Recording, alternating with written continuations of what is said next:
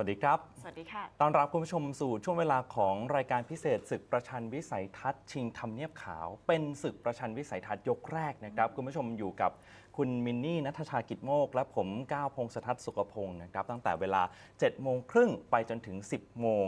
เราจะติดตามการประชันวิสัยทัศน์ระหว่างโดนัลด์ทรัมป์กับโจไบเดนคู่ชิงคู่เดิมที่กลับมาพบกันอีกครั้งในรอบ 4 ปีครับคุณมินนี่เรียกได้ว่าเป็นนัดล้างตาก็ไม่ผิดนักนะคะส่วนในวันนี้ค่ะใครที่ดูไลฟ์กับเราอยู่นะคะมีของรางวัลมาแจกคุณผู้ชมด้วยกติกาง่ายๆเลยค่ะเบื้องต้นเราไปดูก่อนนะคะว่าของรางวัลเรามีอะไรบ้างมีกระเป๋าเป้ใบใหญ่นะคะ2รางวัลค่ะกระเป๋าเป้ใบเล็ก3รางวัลเซตแก้วน้ำ3รางวัลค่ะกระเป๋าส้มใบเล็ก3รางวัลนะคะปลั๊กยูนิเวอร์แซล20รางวัลอันนี้ที่ฉันอยากได้มากใครไปเที่ยวเนี่ยใช้ได้เลยนะคะใช่ค่ะแล้วก็รวมรางวัลทั้งหมดนะคะ31รางวัลนะคุณผู้ชมกติกาง่ายๆเลยค่ะคือกดไลค์กดติดตามเพจทันโลกกับไทย PBS แล้วก็ไทย PBS News นะคะแชร์ไลฟ์นี้ค่ะไปที่หน้าเพจของคุณผู้ชมค่ะรวมถึงแสดงความคิดเห็นนะคะใครที่แสดงความคิดเห็นโดนใจกรรมการโดนใจทีมงานนะคะจะถ้าได้ผู้โชคดีเนี่ยทีมงานก็จะติดต่อกลับไปค่ะพูดคุยกับเราได้ทางช่องทางออนไลน์นะครับไม่ว่าจะเป็นทาง Facebook หรือ YouTube ของไทย PBS ไทย PBS News และทันโลกกับไทย PBS ด้วยครับคุณมินนี่มันเป็นการประชันวิสัยทัศน์ที่ผมเชื่อว่าทุกคนเนี่ยกำลังจับจ้องนะครับนอกเหนือจากเรื่องของแนวนโยบายต่างๆระหว่างทรัมป์กับไบเดนที่ก็น่าสนใจแล้วเรื่องอายุก็เป็นอีกเรื่องหนึ่งที่ทั่วโลกกำลังจับตามองโดยเฉพาะไบเดนด้วยครับใช่ค่ะไบเดนนะคะปีนี้ไบเดนจะอายุ81ปีค่ะนับได้ว่าเป็นประธานาธิบดีสหรัฐที่อายุมากที่สุดถ้าเราไปดูที่โดนัลด์ทรัมป์78คุณก้าวคะไม่ห่างกันมากนักแต่คนไปโฟกัสที่ไบเดนค่ะเพราะว่าก่อนหน้านี้ไบเดนมีอาการหลงลืมมีการพูดตะกุกตะกักเวลาขึ้นปราศัยเขาก็เลยออกมาบอกนะคะว่าชาวอเมริกันเนี่ยให้ความสำคัญกับอายุของประธานาธิบดีเนี่ยมากเป็นพิเศษในปีนี้ค่ะใช่ครับส่วนการประชันวิสัยทัศน์ครั้งนี้ก็ถูกมองเหมือนกันว่าเป็นการประชันวิสัยทัศน์ของคู่ชิงเก้าอี้ประธานาธิบดีที่อายุมากที่สุดในประวัติศาสตร์การเมืองอเมริกันด้วยนะครับแต่นอกเหนือจากเรื่องของอายุคุณผู้ชมครับมันยังมีการเปลี่ยนแปลงกติกาของการประชันวิสัยทัศน์ไปด้วยเพราะอะไรเดี๋ยวเราต้องย้อนกลับไปดูการประชันวิสัยทัศน์รอบแรกเมื่อปี 2020 กันก่อนครับ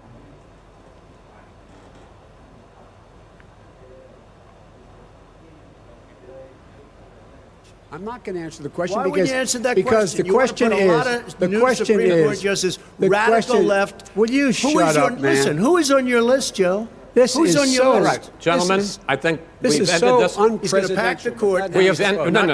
We have ended this segment. We're going to move on to the second segment. That was really a productive segment, wasn't it?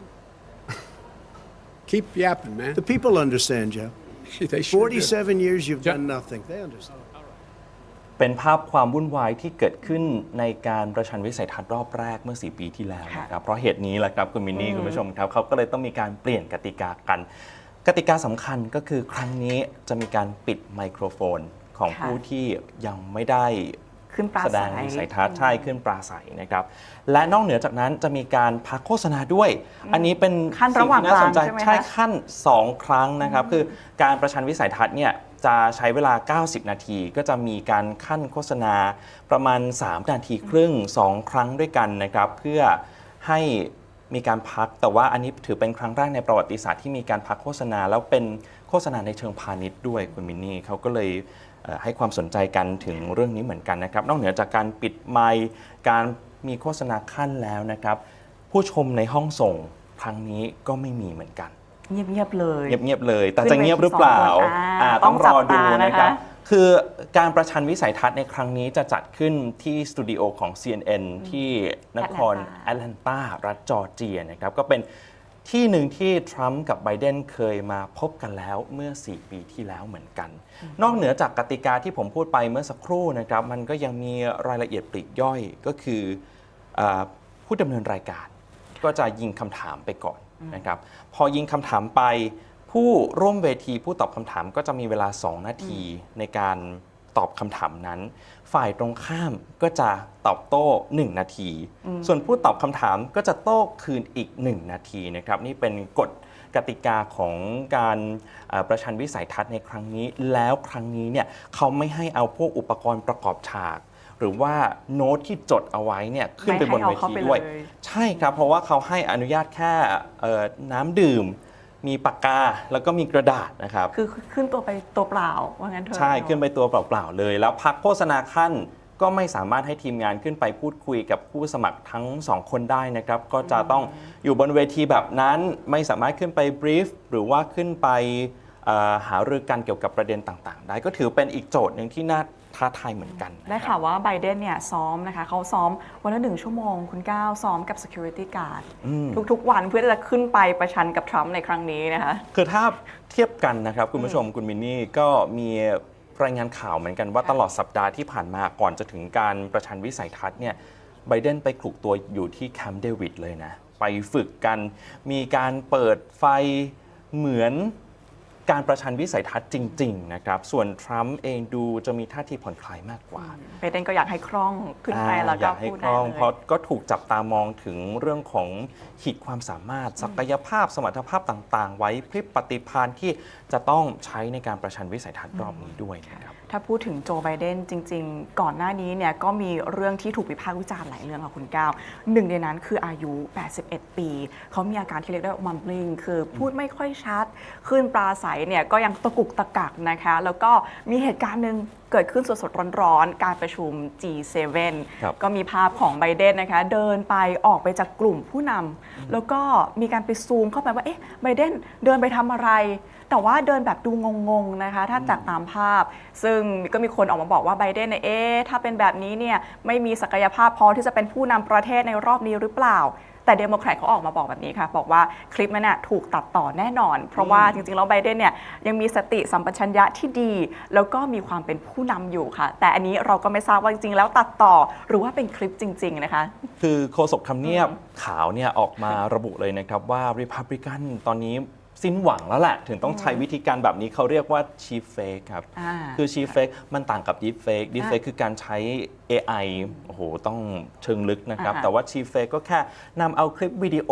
บางคลิปวิดีโอของไบเดนมาตัดให้แคบลงแล้วก็เพื่อจะสื่อให้คนเนี่ยเข้าใจผิดนะครับแต่นอกเหนือจากคลิป G7 ที่คุณมินนี่อธิบายไปเมื่อสักครู่มันก็มีงานระดมทุนที่นครลอสแองเจลิสเหมือนกันคือไบเดนขึ้นไปบนเวทีกับบารักโอบามาอดีตประธานาธิบดีแล้วอยู่ๆไบเดนก็ตัวแข็งทื่ออยู่บนเวทีเลยนะคุณมินนี่ซึ่งไม่พูดอะไรเลยครับอยู่ดีๆก็ตัวแข็งแล้วก็จ้องมองไปที่สักที่หนึ่งเนี่ยนะครับจนโอบามาจะต้องจูงแล้วก็พาลงจากเวทีเหมือนกันอันนี้ก็เป็นเหตุการณ์ที่สร้างความกังวลให้ผู้ติดตามเหมือนกันว่าไบเดนจะไหวหรือเปล่านะครับทีนี้พอคุณมินนี่พูดถึงไบเดนแล้วเนี่ยแล้วทรัมป์ล่ะครับโดนัลด์ทรัมป์จริงๆก่อนหน้านี้ก็เผชิญวิบากกรรมในการถูกตั้งข้อหานะคะก็คือมีการให้สินบน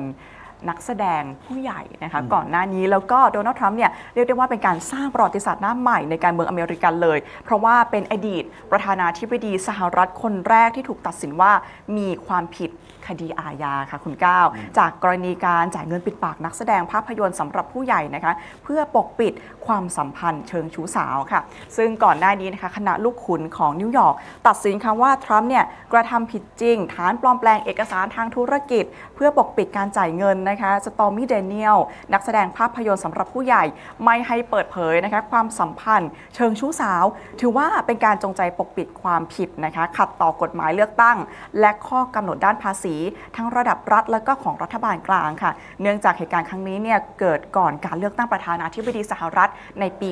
2016 ค่ะ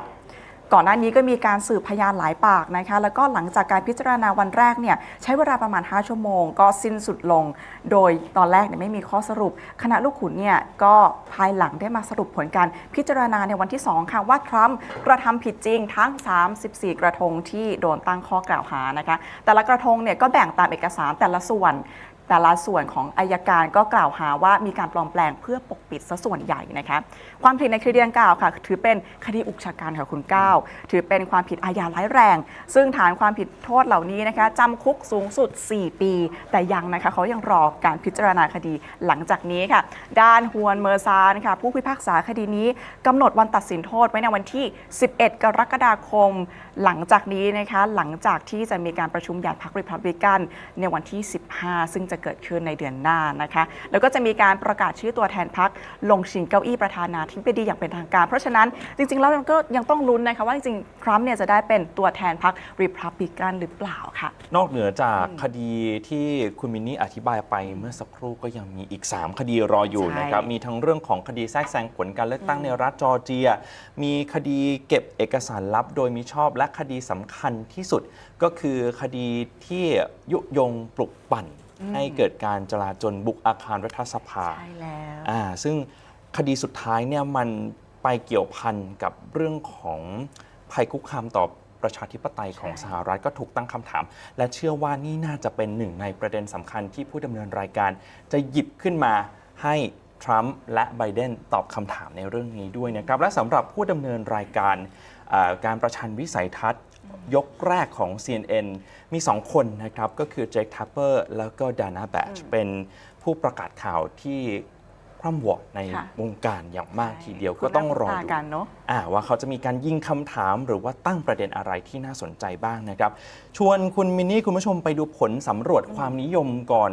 ที่เราจะไปดูการประชันวิสัยทัศน์กันสักหน่อยนะครับคือตอนนี้ผลการสำรวจล่าสุดของรอยเตอร์ อิปซอสเนี่ยถือว่าทั้งทรัมป์และไบเดนหายใจรถต้นคอมากนะครับคะแนนนิยมไม่ได้ต่างกันมากนักแต่มันมีตัวคนที่ยังไม่ได้ตัดสินใจในการเลือกตั้งครั้งนี้ว่าจะเลือกใครหรือว่าจะไม่ไปใช้สิทธิ์เลือกตั้งเลยอีก20%นะครับซึ่งก็น่าสนใจว่า20%นี้อาจจะเป็นตัวแปรสำคัญของการลงคะแนนในวันที่5 พฤศจิกายนนี้ก็เป็นไปได้นะครับคือพอมันประกาศออกมาอย่างไม่เป็นทางการก่อนนะครับเพราะตอนนี้ยังไม่มีการประชุมใหญ่ของพรรคเดโมแครตและพรรครีพับลิกันในการเฟ้นหาตัวแทนแต่พอมันเป็นทรัมป์กับไบเดนขึ้นมาแบบนี้คนก็เริ่มมีกระแสที่เรียกว่า double haters คือ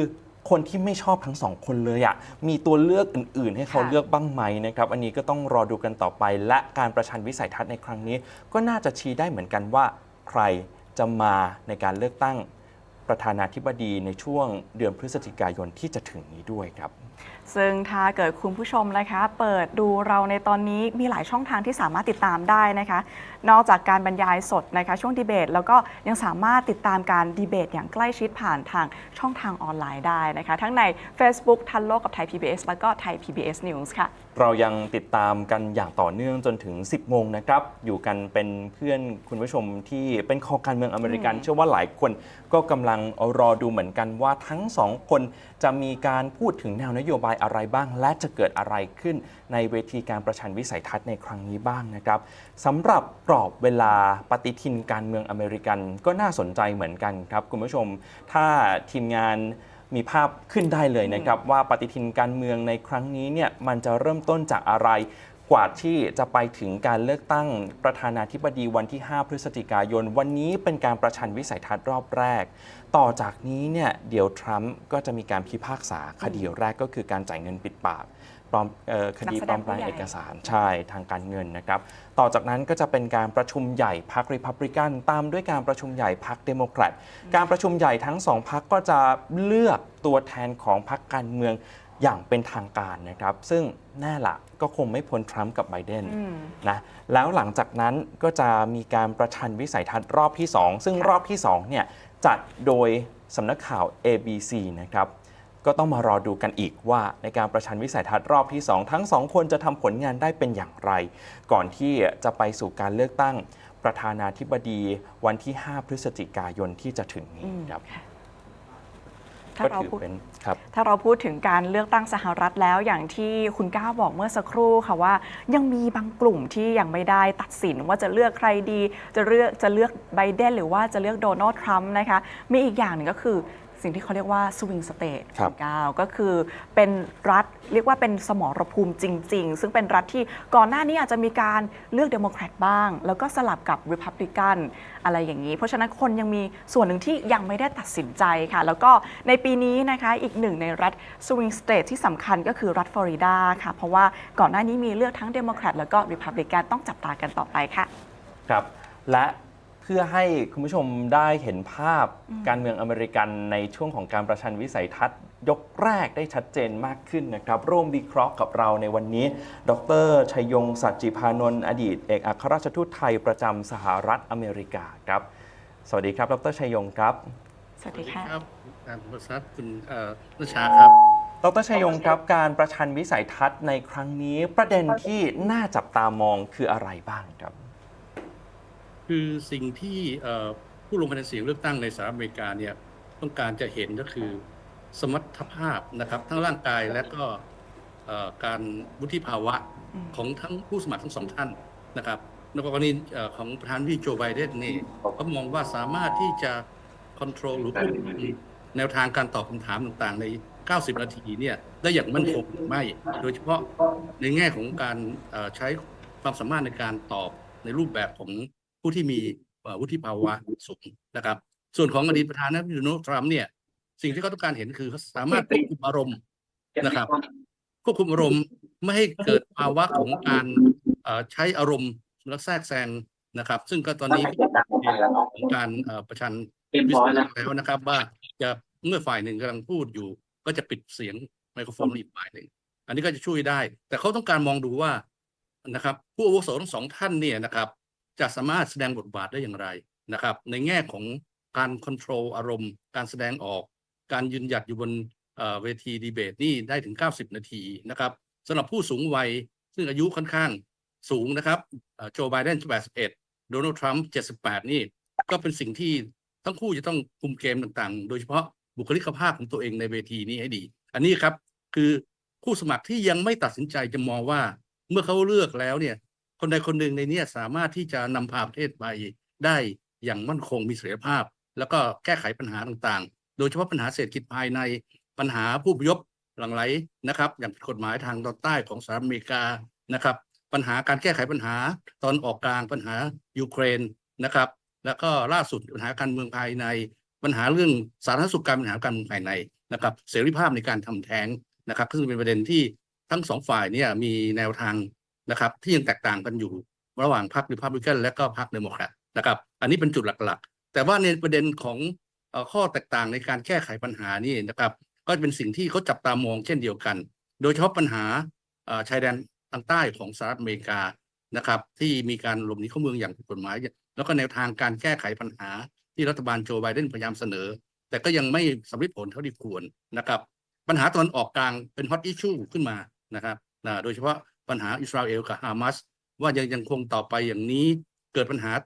ด้านมนุษยธรรมต่อประชาชนและเด็กผู้หญิงชาวปาเลสไตน์ตลอดเวลาในช่วงนี้จะแก้ไขและทำให้เกิดการหยุดการสู้รบได้อย่างไรนี่เป็นภาพใหญ่นะครับทีนี้ประเด็นทั้งหมดนี่กลายเป็นว่าการเมืองสหรัฐอเมริกาที่มี50 รัฐเนี่ยนะครับผู้ที่จะบ่งชี้ตัดสินเนี่ยกลายเป็นผู้ลงคะแนนเสียงในสวิงสเตทจริงๆแล้วหลักๆนี่6 รัฐนะครับทางใต้นะครับก็คืออาริโซนาเนวาดาแล้วก็จอร์เจียอันนี้เป็นทางสหรัฐอเมริกาเรียกว่า Sun Belt States ซึ่งก็อยู่ใกล้แสงอาทิตย์มากนะครับอีก3 รัฐนะครับเพนซิลเวเนียมิชิแกนวิสคอนซินนะครับซึ่ง3 รัฐหลังเนี่ยนะครับเป็น3 รัฐที่ตัดคะแนนนะครับค่อนข้างมากในการเลือกตั้งเมื่อปี 2020 นะครับในข่าวนั้นสวิงสเตททั้ง6 รัฐนี่โดนัลด์ทรัมป์แพ้หมดนะครับแต่การเลือกตั้งเมื่อปี 2016 นี่นะครับโดนัลด์ทรัมป์นี่ชนะ5 ใน 6เหลือเฉพาะเนวาดาที่ฮิลลารีคลินตันชนะทั้ง6 รัฐเนี่ยครับที่เป็นตัวชี้ขาดเพราะว่ารัฐต่างๆของสหรัฐอเมริกาเนี่ยถูกมองว่าอย่างแคลิฟอร์เนียก็จะเป็นรัฐทางด้านพรรครีพับลิกันหรือว่านิวยอร์กแคลิฟอร์เนียเป็นเดโมแครตนะครับนิวยอร์กเดโมแครตฟลอริดานะครับฟลอริดาที่ผ่านมาก็เป็นรัฐของทางรีพับลิกันซึ่งขณะนี้โพลก็ออกมานำนะครับทางด้านโดนัลด์ทรัมป์นี่ค่อนข้างนำในฟลอริดาอยู่แล้วนะครับแต่ไม่ได้ถือว่าเป็นสวิงสเตทขนาดนี้นะครับแล้วก็รัฐอีกรัฐหนึ่งที่สำคัญก็คือเพนซิลเวเนียคะแนนคู่ขี้กันเพราะในสวิงสเตททั้ง6 รัฐเนี่ยนะครับโพลล่าสุดก็คือคู่ขี้กันมาจิ้นเนี่ยต่าง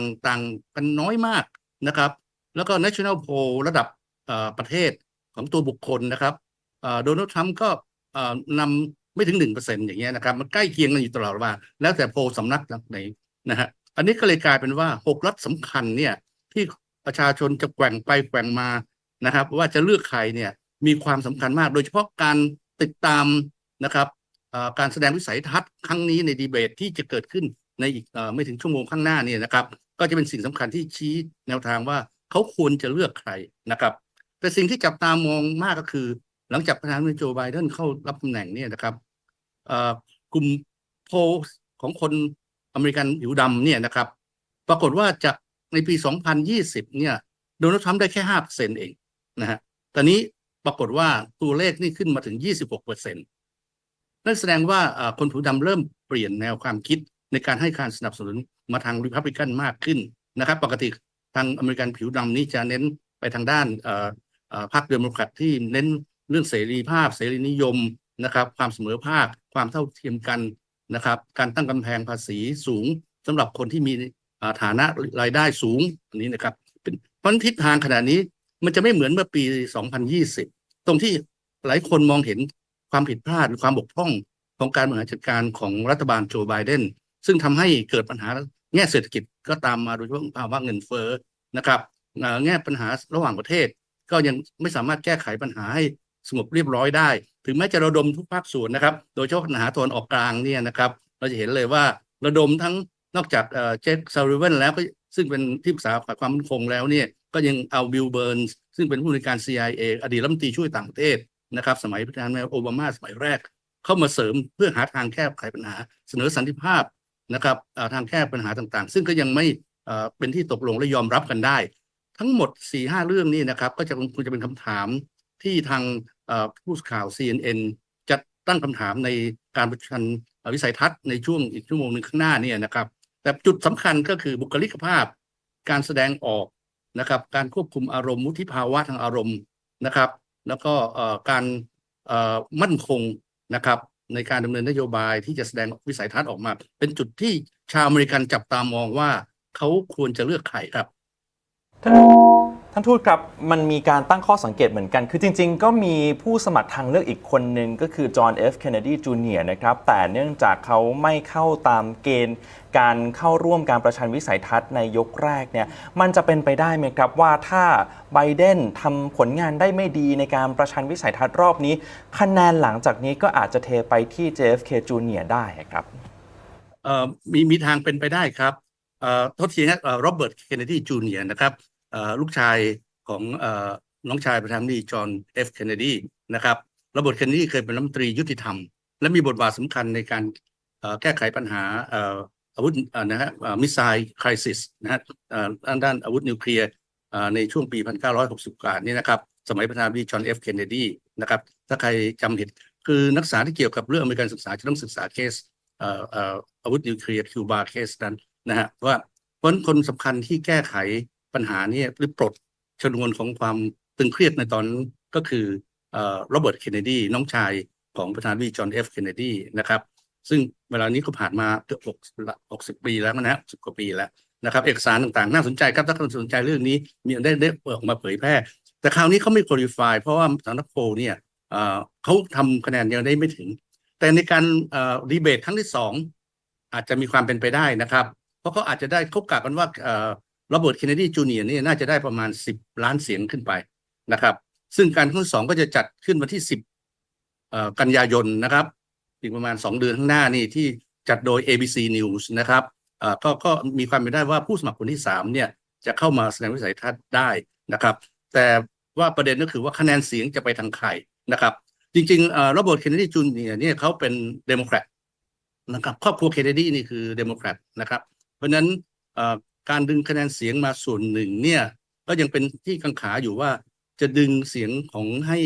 มาเลือกเขาทำให้โจไบเดนลดน้อยลงไปก็มีความเป็นไปได้สูงนะครับในส่วนนี้คือถ้าเรามองดูการเลือกตั้ง primary นะครับผู้สมัครprimary คู่แข่งของโดนัลด์ทรัมป์นะครับนิกกี้แฮลลี่เนี่ยสามารถเอาชนะได้2 รัฐนะฮะอันนี้คือคะแนนเสียงที่เขาจะให้ก็กลายเป็นว่าเดโมแครตที่จะหนุนโจไบเดนเนี่ยนะครับมาลงคะแนนเสียงให้กับตัวนิกกี้แฮลลี่คือในบางรัฐนี่นะครับ primary นี่ไม่ใช่ว่าเป็นสมาชิกพรรคนั้นเลือกได้อย่างเดียวนะครับมี2-3 รัฐเนี่ยออกกฎหมายว่าใน primary เนี่ยนะครับถึงแม้จะเป็นสมาชิกพรรคตรงข้ามก็สามารถเลือกผู้สมัคร primary ให้ของอีกพรรคหนึ่งได้อันนี้เป็นมีลักษณะพิเศษเช่นเดียวกับelectoral college นะครับปกติมี538คนขณะนี้นะครับภายใต้การสำรวจมโนประชากร Census เนี่ยนะครับปี2020เนี่ยซึ่งจะครอบคลุมการเลือกตั้ง3 ครั้งนะฮะอันนี้เนี่ย538ที่เป็นตัวแทนที่จะได้รับเลือกตั้งและเพื่อไปเลือกประธานาธิบดีอีกครั้งหนึ่งนะครับในจำนวนนี้นี่270ถ้าใครได้270คนนั้นก็ได้ในประเด็นนี้สำคัญตรงจุดที่ว่าจะมี2รัฐนะครับที่ใช้สัดส่วนว่าคะแนนเสียงให้จำนวนคะแนนเนี่ย electoral college ตามสัดส่วนของผู้ลงคะแนนก็คือรัฐเนบราสกากับรัฐเมนนะครับที่เหลืออีก48รัฐก็ใช้หลักwinner takes all ก็คือถ้าชนะปุ๊บเอาคะแนนของจำนวนทั้งหมดของจำนวนคนที่ในแต่ละรัฐอย่างแคลิฟอร์เนียก็จะมา55คนนะฮะฟลอริดาก็30กว่าคนเท็กซัสก็30เนี่ยฮะคือรัฐใหญ่เนี่ยก็จะเห็นมีการเคลื่อนไหวของคนออกไปนะครับอย่างเช่นว่าถ้าเกิดกรณีคัดเลือกนะฮะโดนัลด์ทรัมป์ตอนนี้ไม่ประกาศว่าใครจะเป็นvice president candidate รองประธานที่ดีเนี่ยนะครับเขาบอกว่าคนที่เขาจะเลือกเนี่ยจะอยู่ในห้องประชุมดีเบตคราวนี้ด้วยนะครับซึ่งก็ทำให้ผู้สื่อข่าวมองกันใหญ่ว่าใครจะมาในช่วงเดือนนี้นะครับผู้ว่าการรัฐนอร์ทแคโรไลนานะครับดักเบอร์เกมนอร์ทดาโกตานะฮะหรือว่าตัวเซเนเตอร์มาโกรูบิโอซึ่งมาจากฟลอริดานะฮะหรือว่าตัวสสโอไฮโอมิสเตอร์แวนส์3คนนี้เป็นดาวเด่นที่เป็นที่คาดกันนะครับแต่กรณีของถ้าหากโดนัลด์ทรัมป์เลือกมาโกรูบิโอนี่รัฐมนตรีสหรัฐอเมริกากำหนดไว้ประธานาธิบดีกับรองประธานาธิบดีจะมาจากรัฐเดียวกันไม่ได้เพราะฉะนั้นคนใดคนหนึ่งจะต้องย้ายถิ่นที่อยู่ไปอยู่รัฐอื่นนะครับก็มันก็จะมีผลกระทบต่อตำแหน่งเซเนเตอร์ด้วยหรือเปล่าของนะฮะเพราะกลายเป็นว่าไม่ได้อยู่ที่ฟลอริดาแล้วอะไรเงี้ยมันจะคอมพลิเคทเพราะฉะนั้นการตัดสินใจก็อาจจะเกิดขึ้นในช่วงNational Convention หรือการประชุมของพรรคRepublican ระหว่างวันที่15ถึง18กรกฎาคมน่าสนใจก็คือว่าก่อนนั้นนะครับนะฮะวันที่11เนี่ยศาลนิวยอร์กก็จะตัดสินนะครับตามที่คณะรูปขุนว่าโดนัลด์ทรัมป์เนี่ยจะต้องโทษจำคุกหรือโดนปรับอะไรยังไงหลังจากที่คณะรูปขุนตัดสินว่าเขากระทำผิดนะครับกฎหมายอาญาที่เฟโลนี่นะครับก็นี่ก็เป็นจุดหนึ่งที่ทางพรรคเดโมแครตก็จะเอามาโจมตีว่าจะเลือกประธานาธิบดีที่ถูกคณะลูกขุนตัดสินแล้วว่าเป็นผู้ก่ออาชญากรรมนะฮะก็ทีมงานของเดโมแครตของโจไบเดนเองก็ใช้จุดนี้ในการโจมตีโดนัลด์ทรัมป์ด้วยเช่นกันนะครับส่วนประเด็นอื่นๆเนี่ยนะฮะทางเห็นว่าทางริพับลิกันก็ใช้ความชราภาพนะฮะบุคลิกภาพที่อาจจะหลงลืมต่างๆของโจไบเดนเนี่ยเป็นประเด็นที่จะโจมตีผู้สมัครคราวนี้ก็คือโจไบเดนว่าจะเพอร์ฟอร์มหรือปฏิบัติทำหน้าที่ได้อย่างดีมากน้อยเพียงไรนะครับอันนี้จะเป็นภาพใหญ่ๆนะครับในรูปแบบของสิ่งที่เราจะได้ฟังหรือได้ชมในอีกประมาณชั่วโมงหนึ่งข้างหน้าของการประชันระดับโลกนะครับคราวนี้เพราะว่าสเต็กหรือว่าผลกระทบเนี่ยมันมากมายมหาศาลเลยสงครามยูเครนจะยุติไหมนะครับสงครามฮามาสอิสราเอลจะยุติไหมนะครับคนก็ฝากความหวังว่าผู้จะมาดำรงตำแหน่งประธานาธิบดีเนี่ยจะสามารถแก้ไขปัญหานี้ได้เพราะงั้นอดีตประธานาธิบดีโดนัลด์ทรัมป์ถึงย้ำว่าเขาจะเป็นผู้ที่สามารถแก้ไขปัญหารัสเซียเขาจะคุยกับผู้นำรัสเซียเขาจะคุยกับผู้นำยูเครนนะครับซึ่งความเป็นได้มีความเป็นได้สูงเพราะทีมงานริพับลิกันส่วนหนึ่งในสมัยแรกที่โดนัลด์ทรัมป์ช่วงแรกๆนี่นะครับเป็นผู้ที่มีความสนิทใกล้ชิดกับประธานาธิบดีปูตินของรัสเซียมากนะครับโดยเฉพาะผู้วางแผนยุทธศาสตร์มิสมานอฟอสนี่นะครับที่ถูกจับแล้วก็ประธานาธิบดีโดนัลด์ทรัมป์อภัยโทษให้เนี่ยนะครับมีความใกล้ชิดกับทั้งอดีตผู้นำนะคู่แข่งของประธานาธิบดีเซเลนสกี้ของยูเครนแล้วก็เชื่อมโยงไปถึงตัวประธานาธิบดีปูตินนะครับรัฐมนตรีต่างประเทศคนแรกสมัยของประธานาธิบดีโดนัลด์ทรัมป์นะครับเร็กซ์เทลลิสันนะครับอดีตผู้บริหารระดับสูงของExxonMobilนะครับเป็นผู้บริหารที่มีความใกล้ชิดสนิทสนมกับผู้นำรัสเซียเพราะฉะนั้นเครือข่ายของ Republican เนี่ยจะมีความใกล้ชิดนะครับกับทีมงานของประธานที่ปูตินมากก็เป็นไปได้ว่าจะมีการเจรจากันเพื่อยุติสงครามหรือให้ยุติการหยุดยิงนะครับในกรณีของรัสเซียยูเครนอันนี้เห็นเพราะฉะนั้นลักษณะของโดนัลด์ทรัมป์เนี่ยนะครับ วิธีการดำเนินการทางการทูตหรือว่าการระหว่างประเทศเนี่ยเขาจะใช้วิธีการรูปแบบของ personal diplomacy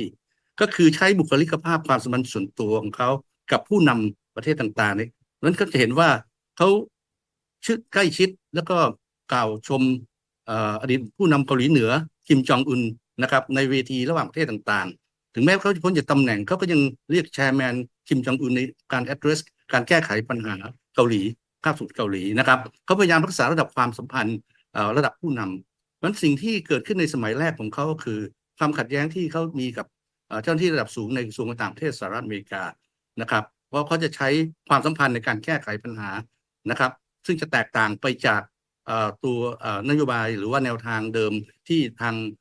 กระทรวงต่างประเทศสหรัฐอเมริกาเคยดำเนินการไว้ในรูปของยุทธศาสตร์แสดงว่าหลังจากนี้นะคะสิ่งที่ต้องจับตานอกเหนือจากอายุแล้วก็คือนโยบายต่างประเทศใช่ไหมคะใช่ครับอันนี้สำคัญมากว่าแต่ละคนจะตอบยังไงนะครับโดนัลด์ทรัมป์ยังไม่ได้ตอบเยอะนอกจากกรณีปัญหารัสเซียยูเครนแต่ว่าเขาจะพูดอย่างเดียวว่าการประชันวิสัยทัศน์แล้วนะครับแต่ว่าเดี๋ยวท่านทูตยังอยู่กับเราเพื่อวิเคราะห์หลังจากนี้นะครับหลังจากที่การประชันวิสัยทัศน์จบลงไปดูซิว่าผลงานทั้งสองคนจะเป็นอย่างไรกันบ้างนะครับท่านทูตชัยยง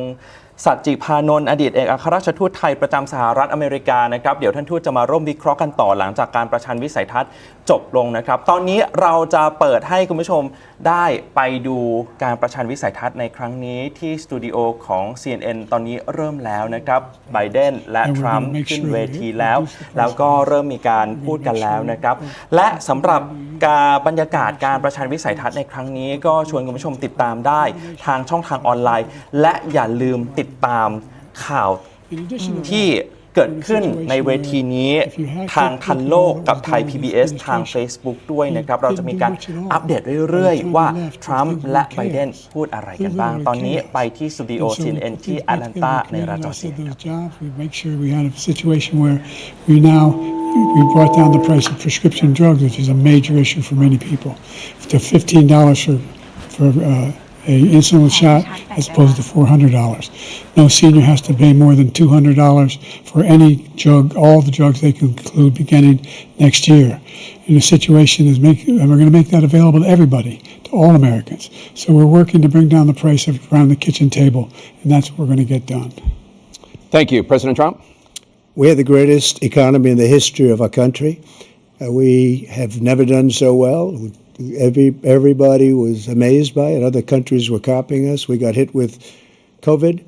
and when we did, we spent the money necessary so we wouldn't end up in a Great Depression, the likes of which we had in 1929. By the time we finished, so we did a great job. We got a lot of credit for the economy, a lot of credit for the military, and no wars, and so many other things. Everything was rocking good. But the thing we never got the credit for, and we should have, is getting us out of that COVID mess.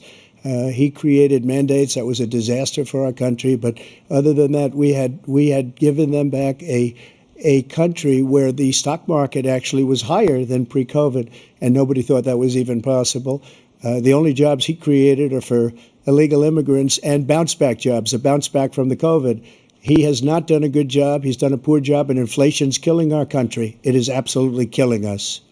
Thank you. President Biden? Well, look, the greatest economy in the world, he's the only one who thinks that, I think. I don't know anybody else who thinks he had the greatest economy in the world. And, you know, the fact of the matter is that we found ourselves in a situation where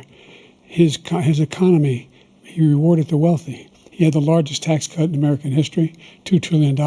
He raised a deficit larger than any president has in any one term. He's the only president other than Herbert Hoover who's lost more jobs than he had when he began, since Herbert Hoover.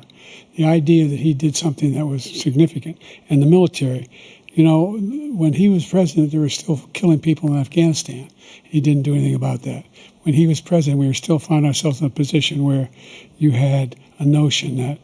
we were this safe country. The truth is, I'm the only president this century that doesn't have this decade, that doesn't have any troops dying anywhere in the world like he did.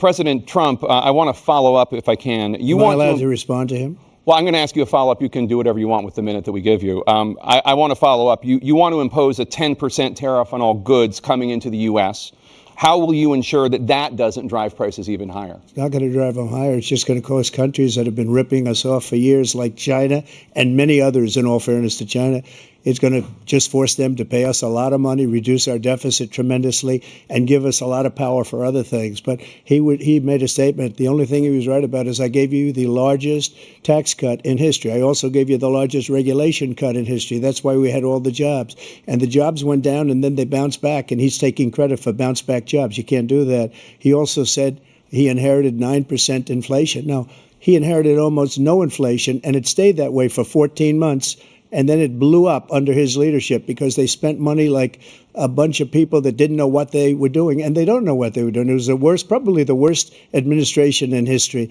There's never been. And as far as Afghanistan is concerned, I was getting out of Afghanistan, but we were getting out with dignity, with strength, with power. He got out. It was the most embarrassing day in the history of our country's life. President Trump, over the last 8 years, under both of your administrations, the national debt soared to record highs. And according to a new nonpartisan analysis, President Trump, your administration approved $8.4 trillion in new debt, while so far, President Biden, you've approved $4.3 trillion in new debt. So, former President Trump, many of the tax cuts that you signed into law are set to expire next year. You want to extend them and go even further, you say. With the U.S. facing trillion-dollar deficits and record debt, why should top earners and corporations pay even less in taxes than they do now? Because the tax cuts spurred the greatest economy that we've ever seen just prior to COVID. And even after COVID, it was so strong that we were able to get through COVID much better than just about any other country. But we spurred, that tax spurred. Now, when we cut the taxes, as an example, the corporate tax was cut down to 21% from 39%, plus beyond that.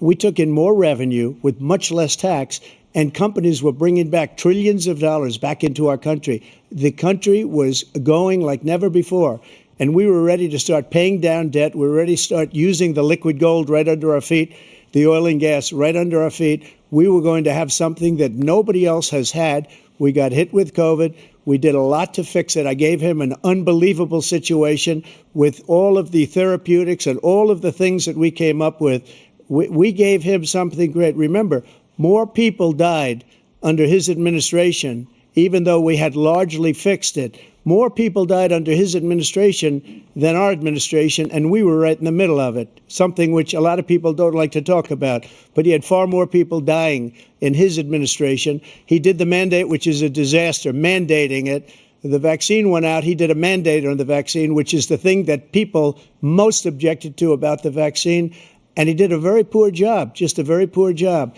And I will tell you, not only poor there, but throughout the entire world, we're no longer respected as a country. They don't respect our leadership. They don't respect the United States anymore. We're like a third world nation between weaponization of his election, trying to go after his political opponent, all of the things he's done. We've become like a third world nation, and it's a shame. The damage he's done to our country. And I'd love to ask him, and will, why he allowed millions of people to come in here from prisons, jails, and mental institutions to come into our country and destroy our country. President Trump, we will get to immigration later in this block. President Biden, I want to give you an opportunity to respond to this question about the national debt. He had the largest national debt of any president in a 4-year period, number one. Number two, that $2 trillion tax cut benefited the very wealthy. What I'm going to do is fix the tax system. For example, we have 1,000 trillionaires in America. Billionaires in America. And what's happening? They're in a situation where they, in fact, pay 8.2% in taxes. If they just paid 24%, 25%, either one of those numbers, they'd raise $500 million, billion dollars, I should say, in a 10-year period. We'd be able to wipe out his debt. We'd be able to help make sure that all those things we need to do, child care, elder care, making sure that we continue to strengthen our healthcare system, making sure that we're able to make every single solitary person eligible for what I've been able to do with the with the COVID. With dealing with everything we have to do with. Look, if we finally beat Medicare. Thank you, President Biden. President Trump. Well, he's right. He did beat Medicare. He beat it to death, and he's destroying Medicare because all of these people are coming in. They're putting them on Medicare. They're putting them on Social Security. They're going to destroy Social Security. This man is going to single-handedly destroy Social Security. These millions and millions of people coming in, they're trying to put them on Social Security. He will wipe out Social Security. He will wipe out Medicare. So he was right in the way he finished that sentence. And it's a shame. What's happened to our country in the last 4 years is not to be believed. Foreign countries, I'm friends with a lot of people. They cannot believe what happened to the United States of America. We're no longer respected. They don't like us. We give them everything they want, and they think we're stupid. They think we're very stupid people. What we're doing for other countries, and they do nothing for us. What this man has done is absolutely criminal. Thank you, President Trump. Tana? This is the first presidential election since the Supreme Court overturned Roe v. Wade. This morning, the court ruled on yet another abortion case, temporarily allowing emergency abortions to continue in Idaho, despite that state's restrictive ban. Former President Trump, you take credit for the decision to overturn Roe v. Wade, which returned the issue of abortion to the states. Correct. However, the federal government still plays a role in whether or not women have access to abortion pills. They're used in about 2/3 of all abortions. As president, would you block abortion medication? First of all, the Supreme Court just approved the abortion pill, and I agree with their decision to have done that, and I will not block it. And if you look at this whole question that you're asking, complex but not really complex. 51 years ago, you had Roe v. Wade, and everybody wanted to get it back to the states. Everybody, without exception. Democrats, Republicans, liberals, conservatives. Everybody wanted it back. Religious leaders. And what I did is I put 3 great Supreme Court justices on the court, and they happened to vote in favor of killing Roe v. Wade and moving it back to the states. This is something that everybody wanted. Now, 10 years ago or so, they started talking about how many weeks and how many this, getting into other things. But every legal scholar throughout the world, the most respected, wanted it brought back to the states. I did that. Now the states are working it out. If you look at Ohio, it was a decision that was an end result that was a little bit more liberal than you would have thought. Kansas, I would say the same thing. Texas is different. Florida is different. But they're all making their own decisions right now. And right now, the states control it. That's the vote of the people. Like Ronald Reagan, I believe in the exceptions. I am a person that believes. And frankly, I think it's important to believe in the exceptions. Some people, you have to follow your heart. Some people don't believe in that.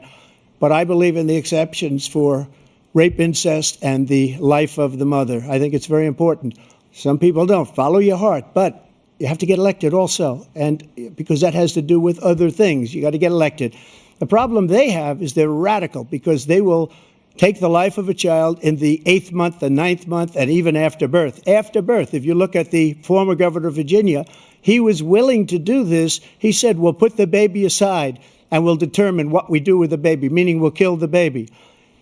What happened is we brought it back to the states, and the country is now coming together on this issue. It's been a great thing. Thank you. President Biden? It's been a terrible thing, what you've done. The fact is that the vast majority of constitutional scholars supported Roe when it was decided, supported Roe. And that's this idea that they were all against it is just ridiculous. And this is the guy who says the state should be able to have it. We're in a state where in 6 weeks, you don't even know whether you're pregnant or not, but you cannot see a doctor, and have him decide on what your circumstances are, whether you need help. The idea that states are able to do this is a little like saying we're going to turn civil rights back to the states, let each state have a different rule. Look, there's so many young women who have been, including a young woman who just was murdered, and he went to the funeral. The idea that she was murdered by an immigrant coming in, they talk about that. But here's the deal. There's a lot of young women who are being raped by their in-laws, by their spouses, brothers and sisters, it's just ridiculous, and they can do nothing about it. And they try to arrest them when they cross state lines. Thank you. There have been many young women murdered by the same people he allows to come across our border. We have a border that's the most dangerous place anywhere in the world. Consider the most dangerous place anywhere in the world. And he opened it up, and these killers are coming into our country, and they are raping and killing women. and it's a terrible thing. As far as the abortion is concerned, it is now back with the states. The states are voting. In many cases, it's frankly a very liberal decision. In many cases, it's the opposite. But they're voting, and it's bringing it back to the vote of the people, which is what everybody wanted, including the founders, if they knew about this issue, which frankly they didn't. But they would have, everybody wanted brought back. Ronald Reagan wanted it brought back. He wasn't able to get it. Everybody wanted it brought back, and many presidents had tried to get it back. I was the one to do it. And again, this gives it the vote of the people, and that's where they wanted it. Every legal scholar wanted it that way. Staying on the topic of abortion, President Biden, 7 states, I'll let you do that. This is the same topic. 7 states have no legal restrictions on how far into a pregnancy a woman can obtain an abortion. Do you support any legal limits on how late a woman should be able to terminate a pregnancy? I supported Roe v. Wade, which had 3 trimesters. The first time is between the woman and the doctor. Second time is between the doctor and an extreme situation. The third time is between the doctor, between the woman and the state. The idea that the politicians, that the founders wanted the politicians to be the ones making decisions about women's health is ridiculous. That's the last. No politician should be making that decision. A doctor should be making those decisions. That's how it should be run. That's what you're going to do. And if I'm elected, I'm going to restore Roe v. Wade. So that means he can take the life of the baby in the 9th month and even after birth, because some states, Democrat run, take it after birth. Again, the former governor of Virginia, put the baby down, then we decide what to do with it. So he's willing to, as we say, rip the baby out of the womb in the 9th month and kill the baby. Nobody wants that to happen, Democrat or Republican. Nobody wants it to happen. That is simply not true. The Roe v. Wade does not provide for that. That's not the circumstance. Only if a woman's life is in danger, she's going to die. That's the only circumstance in which that can happen. But we are not for late-term abortion, period. Period, period. Under Roe v. Wade, you have late-term abortion. You can do whatever you want, depending on the state. You can do whatever you want. We don't think that's a good thing. We think it's a radical thing. We think the Democrats are the radicals, not the Republicans. For 51 years, that was the law. 51 years, constitutional scholarship said it was the right way to go. 51 years, and it was taken away because this guy put very conservative members on the Supreme Court. He takes credit for taking it away. What's he going to do? What's he going to do, in fact, if the MAGA Republicans, he gets elected, and the MAGA Republicans control the Congress, and they pass a universal ban on abortion, period, across the board at 6 weeks or 7 or 8 or 10 weeks, something very, very conservative. Is he going to sign that bill? I'll veto it. He'll sign it. Thank you. Let's turn now to the issue of immigration and border security. President Biden, a record number of migrants have illegally crossed the southern border on your watch. Overwhelming border states and overburdening cities such as New York and Chicago, and in some cases causing real safety and security concerns. Given that, why should voters trust you to solve this crisis?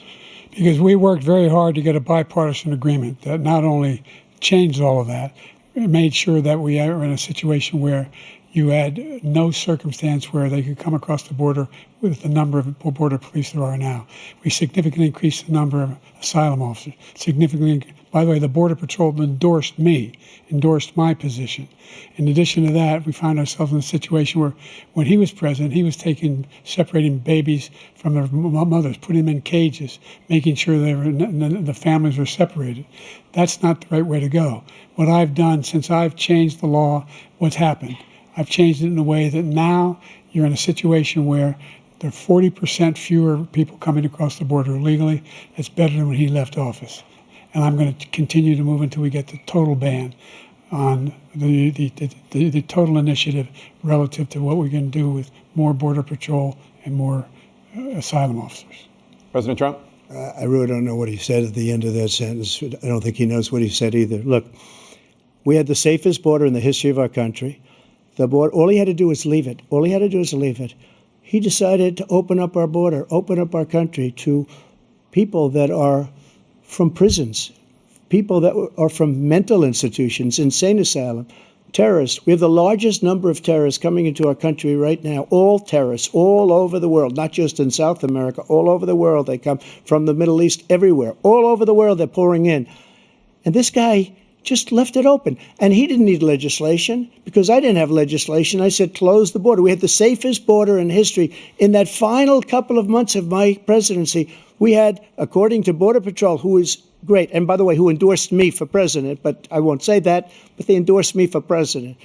Brandon, just speak to him. But look, we had the safest border in history. Now we have the worst border in history. There's never been anything like it. And people are dying all over the place, including the people that are coming up in caravans. Thank you, President Trump. President Biden? The only terrorist who's done anything crossing the border is one who came along and killed three, under his administration, killed an al-Qaeda person come in his administration, killed three American soldiers. That's the only terrorist that's there. I'm not saying that no terrorist ever got through, but the idea they're emptying their prisons, we're welcoming these people, that's simply not true. There's no data to support what he said. Once again, he's exaggerating, he's lying.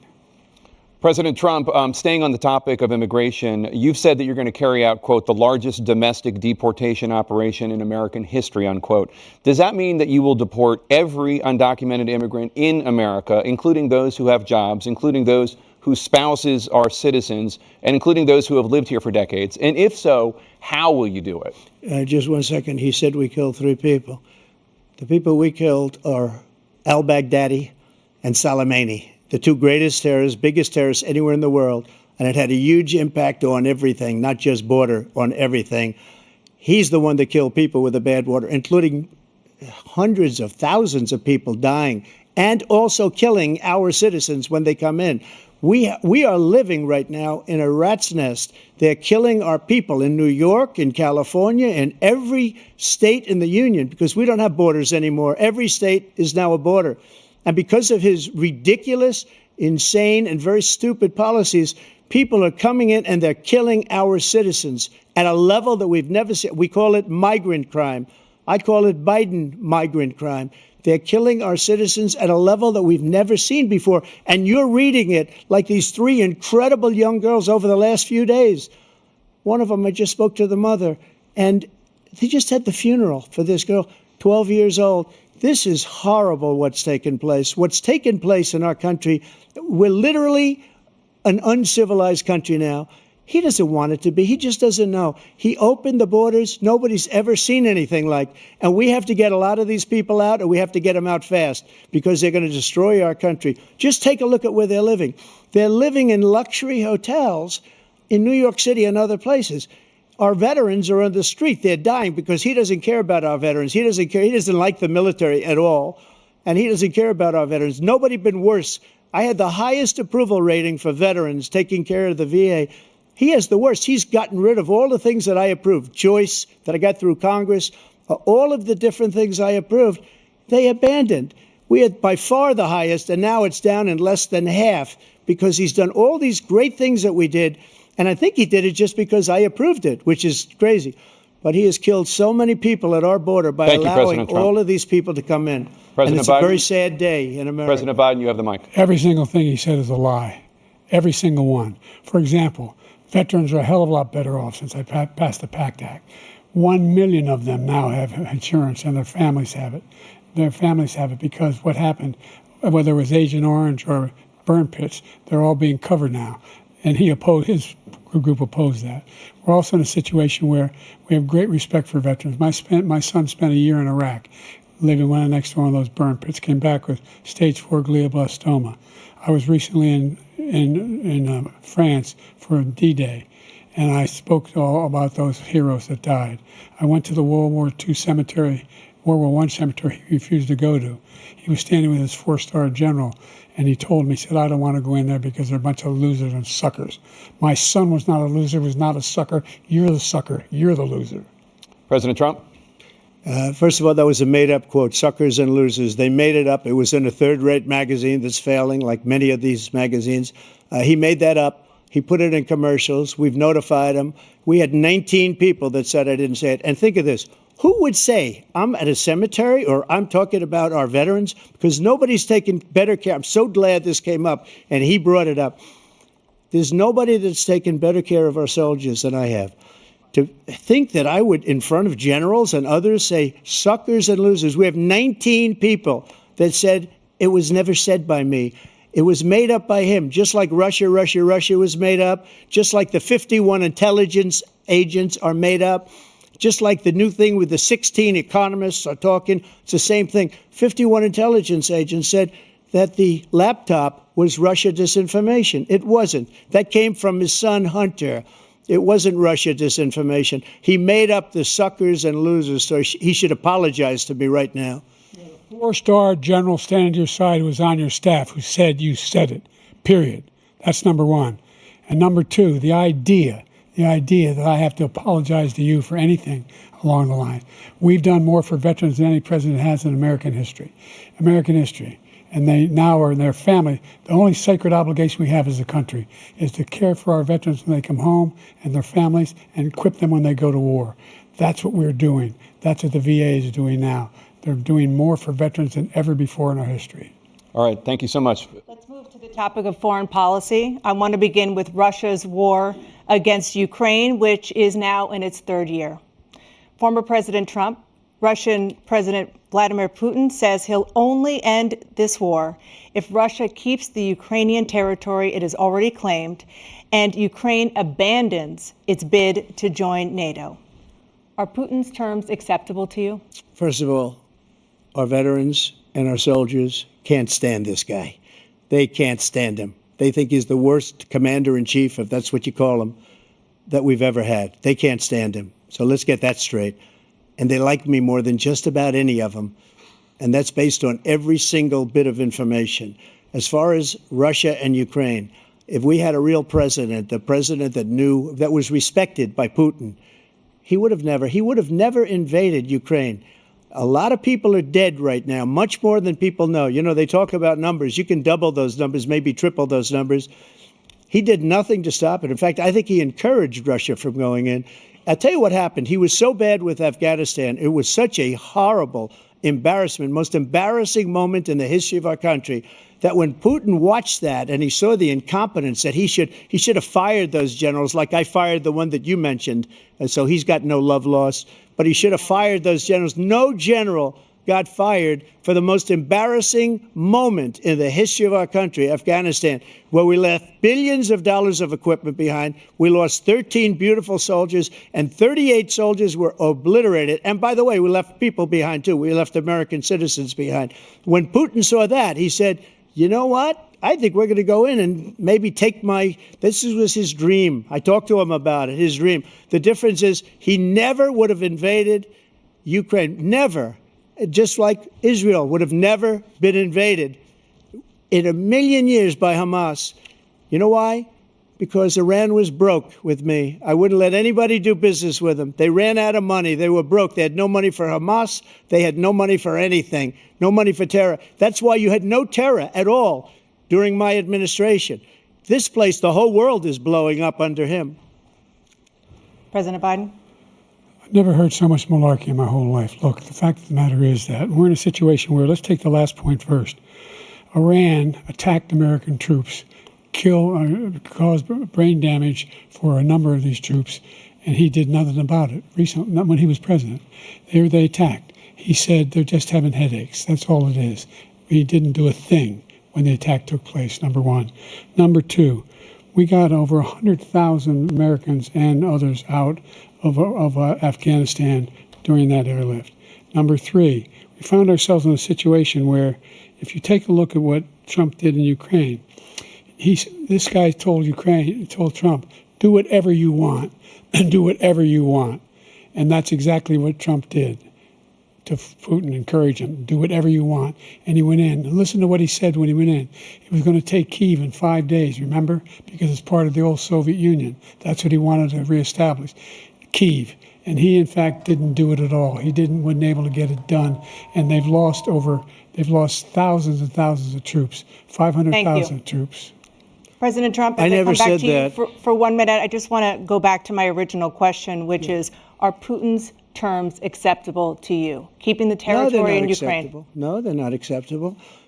But look, this is a war that never should have started. If we had a leader in this war, he led everybody along. He's given $200 billion now or more to Ukraine. He's given $200 billion. That's a lot of money. I don't think there's ever been anything like it. Every time that Zelensky comes to this country, he walks away with $60 billion. He's the greatest salesman ever. And I'm not knocking him, I'm not knocking anything. I'm only saying the money that we're spending on this war, and we shouldn't be spending, it should have never happened. I will have that war settled between Putin and Zelensky as president-elect before I take office on January 20th. I'll have that war settled. People being killed so needlessly, so stupidly, and I will get it settled, and I'll get it settled fast before I take office. President Biden, you have a minute. The fact is that Putin is a war criminal. He's killed thousands and thousands of people.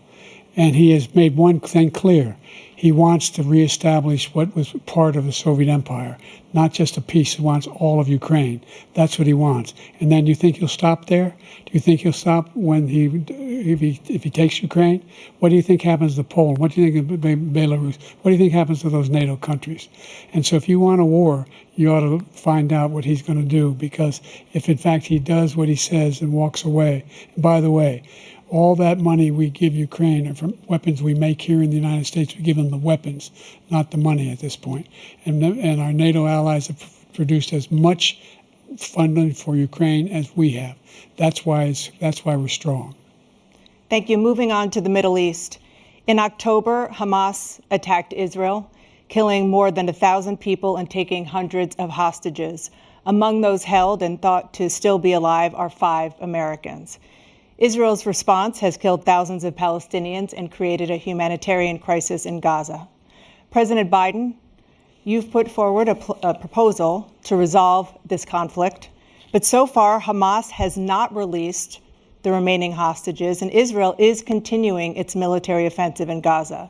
So what additional leverage will you use to get Hamas and Israel to end the war? You have 2 minutes. Number one, everyone from the United Nations Security Council straight through to the G7 to the Israelis and Netanyahu himself have endorsed the plan I put forward, which has 3 stages to it. The first stage is trade the hostages for a ceasefire. Second phase is a ceasefire with additional conditions. The third phase is the end of the war. The only one who wants the war to continue is Hamas. Number one, they're the only ones standing out. We're still pushing hard to get them to accept. In the meantime, what's happened? In Israel, we're finding that the only thing I've denied Israel was 2,000-pound bombs. They don't work very well in populated areas. They kill a lot of innocent people. We're providing Israel with all the weapons they need and when they need them. And by the way, I'm the guy that organized the world against Iran when they had a full-blown intercontinental ballistic missile attack on Israel. No one was hurt. No one Israeli was accidentally killed, and it just stopped. We saved Israel. We are the biggest producer of support for Israel of anyone in the world. And so there are 2 different things. Hamas cannot be allowed to be continued. We continue to send our experts and our intelligence people as to how they can get Hamas like we did bin Laden. You don't have to do it. And by the way, they've been greatly weakened, Hamas, greatly weakened, and they should be. They should be eliminated. But you've got to be careful for using certain weapons among population centers. Just going back to Ukraine for 1 second. We have an ocean separating us. The European nations together have spent $100 billion, or maybe more than that, less than us. Why doesn't he call them and say, you got to put up your money like I did with NATO? I got them to put up hundreds of billions of dollars. The Secretary General of NATO said Trump did the most incredible job I've ever seen. They wouldn't have any, they were going out of business. We were spending almost 100% of the money was paid by us. He didn't do that. He's getting you got to ask these people to put up the money. We're over $100 billion more spent, and it has a bigger impact on them because of location, because we have an ocean in between. You got to ask them. As far as Israel and Hamas, Israel's the one that wants to go. He said the only one that wants to keep going is Hamas. Actually, Israel is the one, and you should let him go and let him finish the job. He doesn't want to do it. He's become like a Palestinian, but they don't like him because he's a very bad Palestinian. He's a weak one. President Biden, you have a minute. I've never heard so much foolishness. This is a guy who wants to get out of NATO. Are you going to stay in NATO? He's going to pull out of NATO. The idea that our strength lies in our alliances as well. it may be a big ocean, but were we ever able to avoid a war in Europe, a major war in Europe? What happens if, in fact, you have Putin continue to go into NATO? We have an Article 5 agreement. Attack on one is attack on all. You want to start the nuclear war he keeps talking about, go ahead. Let Putin go in and control Ukraine and then move on to Poland and other places. See what happens then. He has no idea what the hell he's talking about. And by the way, I got 50 other nations around the world to support Ukraine, including Japan and South Korea, because they understand that this kind of dislocation has a serious threat to the whole world peace. No major war in Europe has ever been able to be contained just to Europe. President Trump, just to follow up, would you support the creation of an independent Palestinian state in order to achieve peace in the region? I'd have to see, but before we do that, the problem we have is that we spend all the money. So they kill us on trade. I made great trade deals with the European nations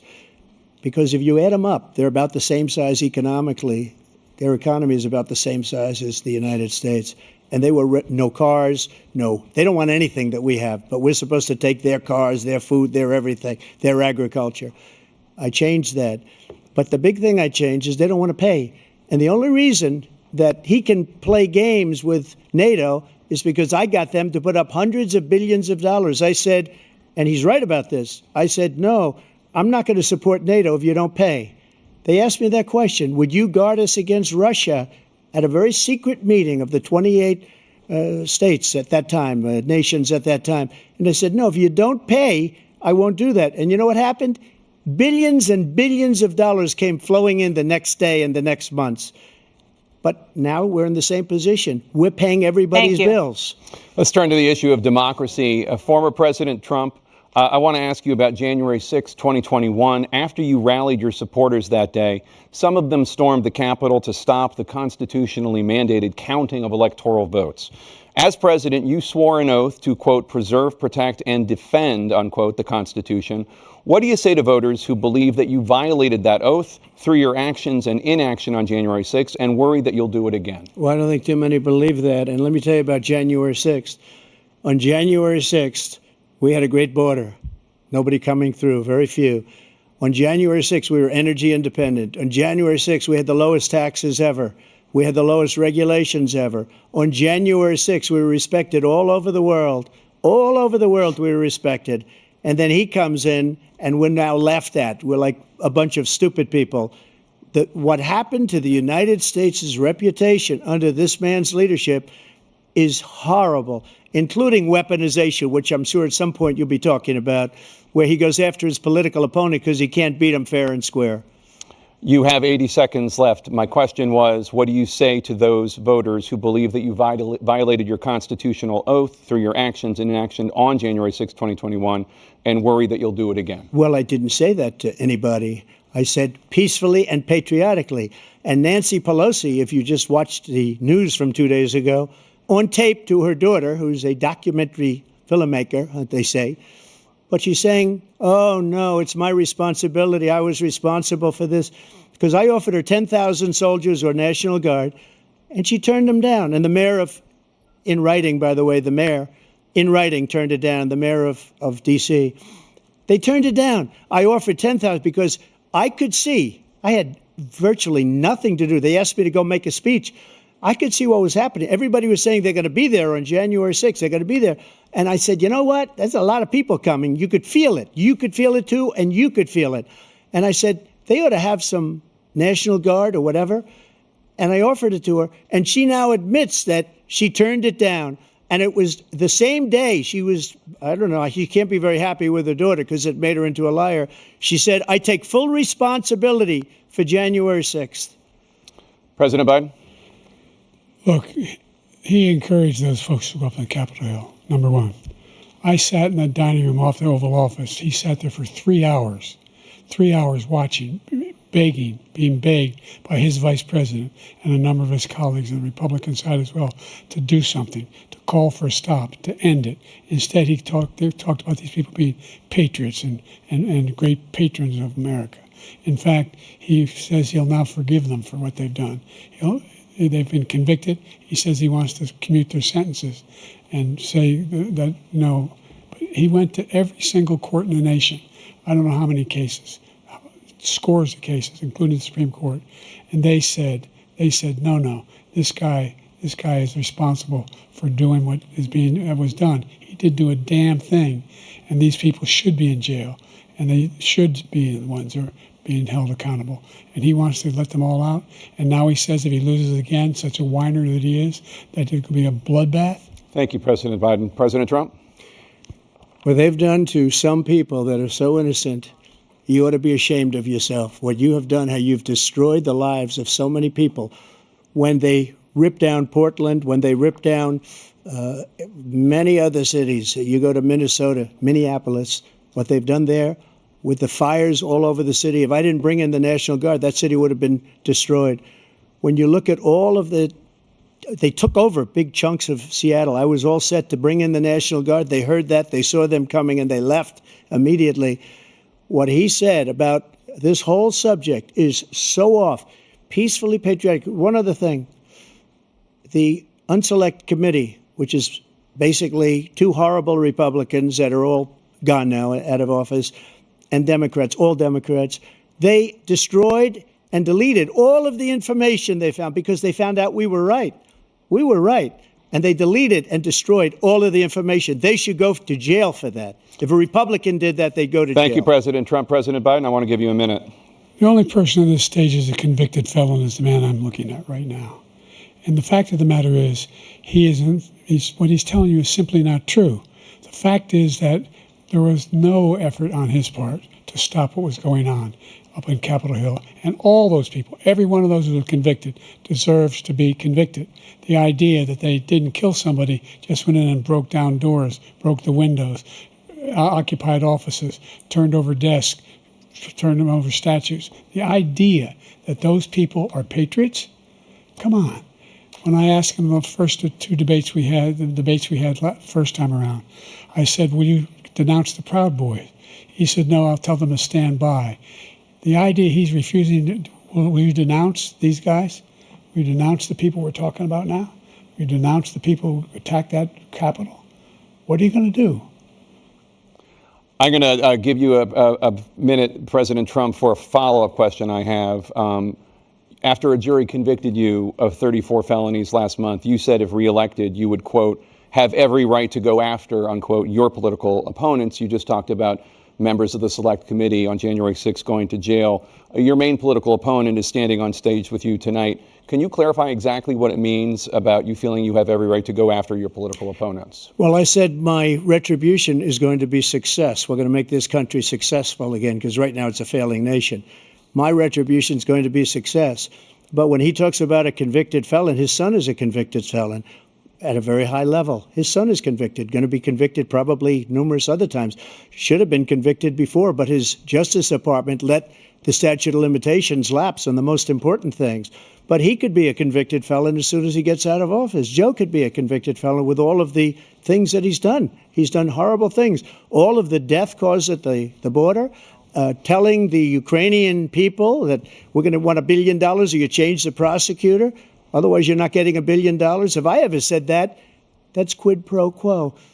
That we're not going to do anything. We're not going to give you $1 billion unless you change your prosecutor having to do with the son. This man is a criminal. This man, you're lucky. You're lucky. I did nothing wrong. We'd have a system that was rigged and disgusting. I did nothing wrong. Thank you, President Trump. President Biden, you have said, I'm coming right to you, sir. You want to respond? Go ahead. I'll give you a minute to respond. The idea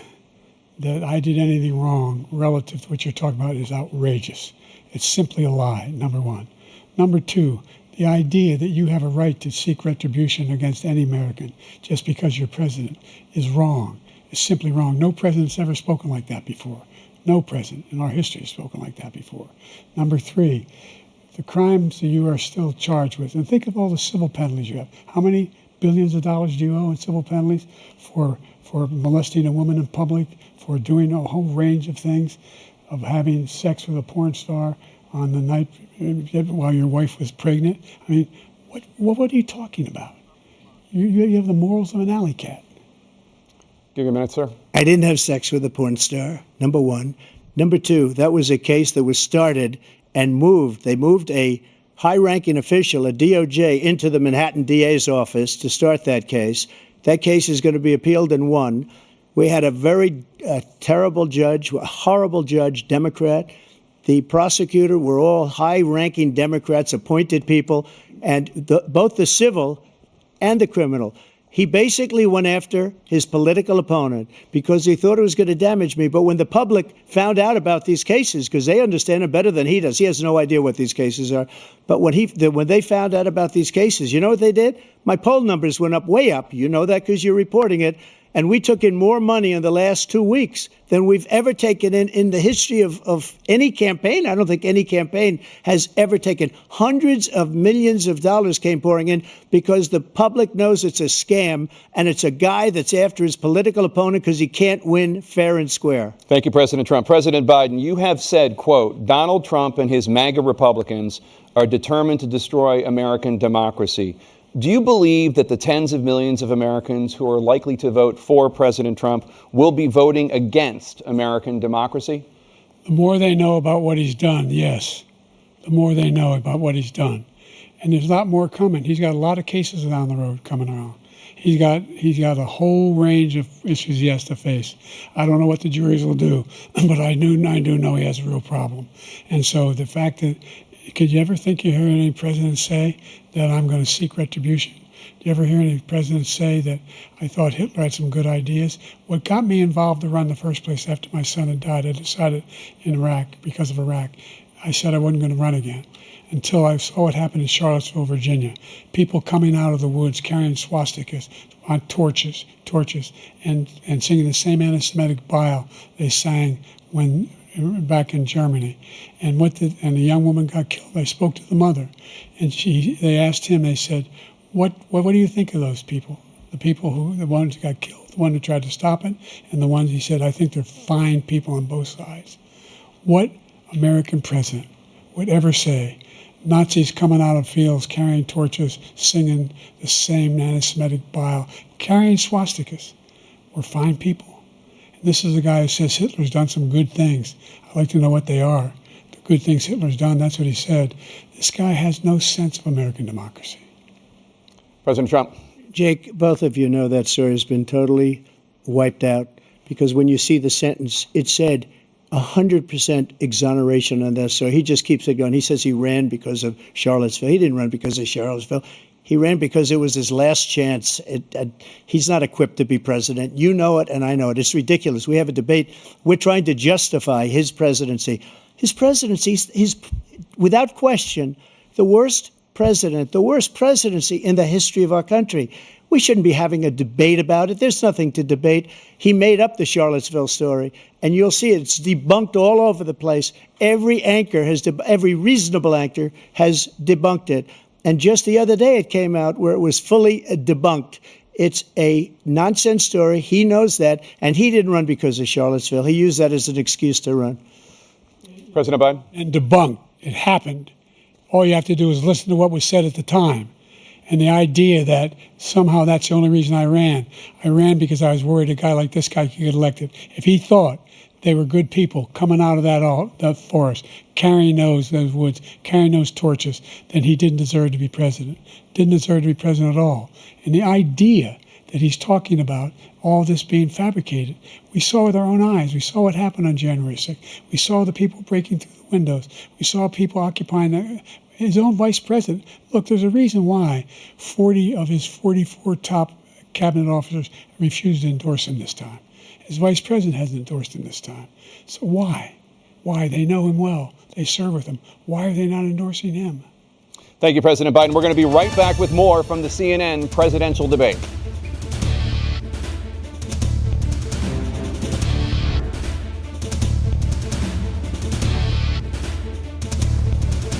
ครับคุณผู้ชมคุณมินนี่ร้อนไหมครับ ร้อนแรงเหลือเกิน ร้อนแรงเหลือเกินค่ะแต่สิ่งที่สังเกตได้ยังเห็นได้ชัดเลยก็คือลักษณะท่าทางการพูดจาของโจไบเดนค่ะซึ่งครั้งนี้ก็ติดขัดจริงๆอย่างที่มีการคาดการไว้นะคะแล้วก็สำนักข่าว CNN เนี่ยก็มีไปถาม ดร.มีไปถามคุณหมอว่าอาการแบบนี้เนี่ยคืออะไรเขาบอกว่าไบเดนอาจจะมีกรดไหลย้อน โอ้โห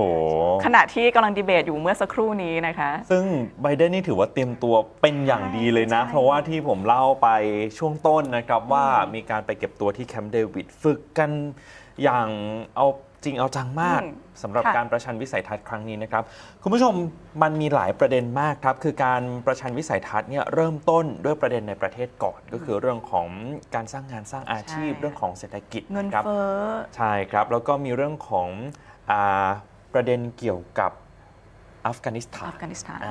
ก็มีการโจมตีกันไปโจมตีกันมานะครับมีเรื่องนโยบายต่างประเทศแน่นอนทั้งเรื่องของสงครามในยูเครนสงครามในกาซาซึ่งทรัมป์ก็บอกว่าถ้าเขาเป็นประธานาธิบดีเนี่ยจะไม่มีสงครามทั้งสงครามเกิดขึ้นอย่างแน่นอนแล้วก็บอกด้วยนะครับว่าสำหรับการแก้ปัญหาสงครามยูเครนเขาสามารถทำได้ก่อนที่เขาจะขึ้นมารับตำแหน่งประธานาธิบดีด้วยซ้ำไปแล้วก็ยังบอกด้วยว่ารัสเซียเนี่ยชอบเขาเหลือเกินนะคะแล้วถ้าเกิดเขาขึ้นมาเนี่ยสงครามเนี่ยอาจจะไม่เกิดขึ้นด้วยซ้ำนอกจากประเด็นต่างๆนะคะยังมีประเด็นสิทธิในการทำแท้งด้วยนะคะเป็นโรวีเวดค่ะซึ่งทรัมป์ก็ก่อนหน้านี้มีท่าทีที่แข็งกร้าวต่อการผ่านร่างกฎหมายดังกล่าวนะคะวันนี้เขาบอกว่าถ้าเกิดเขาได้เป็นประธานาธิบดีเขาจะสนับสนุนกฎหมายทำแท้งของสหรัฐค่ะและเมื่อพูดถึงประเด็นนโยบายในประเทศครับเรื่องที่ร้อนมากๆก็คือเรื่องของผู้อพยพข้ามพรมแดนคือทรัมป์เนี่ยบอกว่าไบเดนการดำเนินนโยบายของรัฐบาลภายใต้การนำของพรรคเดโมแครตปัจจุบันเปิดทางให้บรรดากลุ่มนักโทษกลุ่มผู้ก่อการร้ายหลั่งไหลเข้าไปในสหรัฐซึ่งไบเดนก็โต้กลับทรัมป์ในเรื่องนี้เหมือนกันนะครับค่ะนอกจากนี้ก็ยังมีประเด็นการส่งอาวุธต่างๆนะคะที่ไปช่วยเหลือยูเครนก็โดนโจมตีนะคะแล้วทรัมป์ก็ระบุว่าที่ประธานาธิบดีไบเดนเนี่ยต้องการที่จะสมัครชิงครั้งนี้เพราะว่าอาจจะเป็นโอกาสสุดท้ายของเขาก็ได้ค่ะถือว่าเป็นประเด็นที่คาดการณ์กันไว้แล้วว่าจะมีการพูดถึงเรื่องราวเหล่านี้ในการประชันวิสัยทัศน์นะครับซึ่งครั้งนี้เนี่ยก็ต่างจากการประชันวิสัยทัศน์รอบแรกเมื่อ4 ปีที่แล้วนะครั้งนี้ไม่ค่อยมีการสอดแทรกแน่นอนแหละเพราะว่ากติกาใหม่ก็คือการปิดไมโครโฟนสำหรับผู้ที่ยังไม่ได้ตอบคำถามนั้นนะครับประเมินกันในรอบแรกก็ถือว่าไบเดนอาจจะต้องทำงานหนักกว่านี้นิดนึงนะครับเพราะว่ามีอาการอย่างที่คุณมินนี่เล่าไปนะครับแล้วก็ทรัมป์ดูเหมือนจะทำการบ้านได้ดีกว่าอันนี้พูดถึงบุคลิกภาพภายนอกนะคุณผู้ชมยังไม่ได้ไปพูดถึงเรื่องของแฟกต์เช็คข้อเท็จจริงเป็นอย่างไรแต่ความคล่องแคล่วไหวพริบในการพูดดูเหมือนทรัมป์จะถือแต้มต่อนะครับแล้วทรัมป์ก็ระบุด้วยว่าไบเดนจริงๆแล้วเนี่ยมาเคลมงานที่เขาทำสำเร็จไว้แล้วคือก่อนหน้านี้ที่ทรัมป์เป็นประธานาธิบดีเนี่ยก็มีความพยายามในการแก้ไขปัญหาด้านเศรษฐกิจแก้ไขปัญหาเงินเฟ้อพอมายุคไบเดนเนี่ยถ้าเกิดเรื่องพวกนี้เนี่ยได้รับการแก้ไขก็เป็นเพราะว่าเขาอ้างว่าเขาได้วางรากฐานมาก่อนแล้วไบเดนก็มาเทคเครดิตไปหมดเลยใช่ครับแล้วก็ยังมีกล่าวไปถึงประธานาธิบดีปูตินด้วยนะครับว่าเป็นอาชญากรสงครามมีพูดถึงเรื่องของเนโตด้วยชวนคุณผู้ชมติดตามกันต่อนะครับว่าเกิดอะไรขึ้นบนเวทีการประชันวิสัยทัศน์ผ่านทาง Facebook Page ทันโลกกับไทย PBS เรายังอัปเดตอย่างต่อเนื่องเกี่ยวกับโค้ดเด็ดๆที่เกิดขึ้นบนเวทีนี้นะครับและช่วงนี้กลับไปที่สตูดิโอของ CNN ที่แอตแลนตารัฐจอร์เจียครับ The rate of white Americans. What do you say to black voters who are disappointed that you haven't made more progress?They acknowledge they made a lot of progress, number one. The fact of the matter is there's more small black businesses that have been started than any time in history. Number two, the wages of black unemployment is the lowest level it's been in a long, long time. Number three, we're providing housing for black Americans and dealing with the segregation that exists among these corporations that collude to keep people out of their houses.In addition to that, we find that the impact on the choice that black families have to make relative to child care is incredibly difficult. When we did the first major piece of legislation in the past, I was able to reduce black child care costs. I cut them in half. We got to make sure we provide for child care costs.We got to make sure because when you provide those child care protections, you increase economic growth because more people can be in the job market. So There's more to be done, considerably more to be done. But we've done a great deal so far, and I'm not letting up, and they know it. You have 49 seconds left. What do you say to black voters who are disappointed with the progress so far? I say I don't blame them for being disappointed. Inflation is still hurting them badly. For example, I provided for the idea that any black family first-time home buyer should get a $10,000 tax credit to be able to buy their first home so they can get started. I made sure that we're in a situation where all those black families and those black individuals who provided had to take out student loans that were ballooning, that if they were engaged in nursing, doctor, and anything having to do with volunteerism, if they paid their bills for 10 years on their student debt, all the rest is forgiven after 10 years. Millions have benefited from that. And we're going to do a whole lot more for black families. Thank you, President Trump. And he caused the inflation. He's blaming inflation, and he's right, it's been very bad. He caused the inflation, and it's killing black families and Hispanic families and just about everybody. It's killing people. They can't buy groceries anymore. They can't. You look at the cost of food where it's doubled and tripled and quadrupled. They can't live. They're not living anymore. He caused this inflation. I gave him a country with essentially no inflation. It was perfect. It was so good. All he had to do is leave it alone. He destroyed it with his Green New scam and all this money that's being thrown out the window. He caused inflation. As sure as you're sitting there, the fact is that his big kill on the black people is the millions of people that he's allowed to come in through the border. They're taking black jobs now, and it could be 18, it could be 19, and even 20 million people. They're taking black jobs, and they're taking Hispanic jobs, and you haven't seen it yet, but you're going to see something that's going to be the worst in our history. Thank you. President Biden? There was no inflation when I became president. You know why? The economy was flat on its back. 15% unemployment. He decimated the economy, absolutely decimated the economy. That's why there was no inflation at the time. There were no jobs. We provided thousands of millions of jobs for individuals who are in all communities, including minority communities. We made sure that they have health insurance. We have covered, the ACA has increased. I made sure that there are $8,000 per person in a family to get written off for health care. But this guy wants to eliminate that. They tried 50 times. He wants to get rid of the ACA again, and they're going to try again if they win. You find ourselves in a position where the idea that we're not doing any,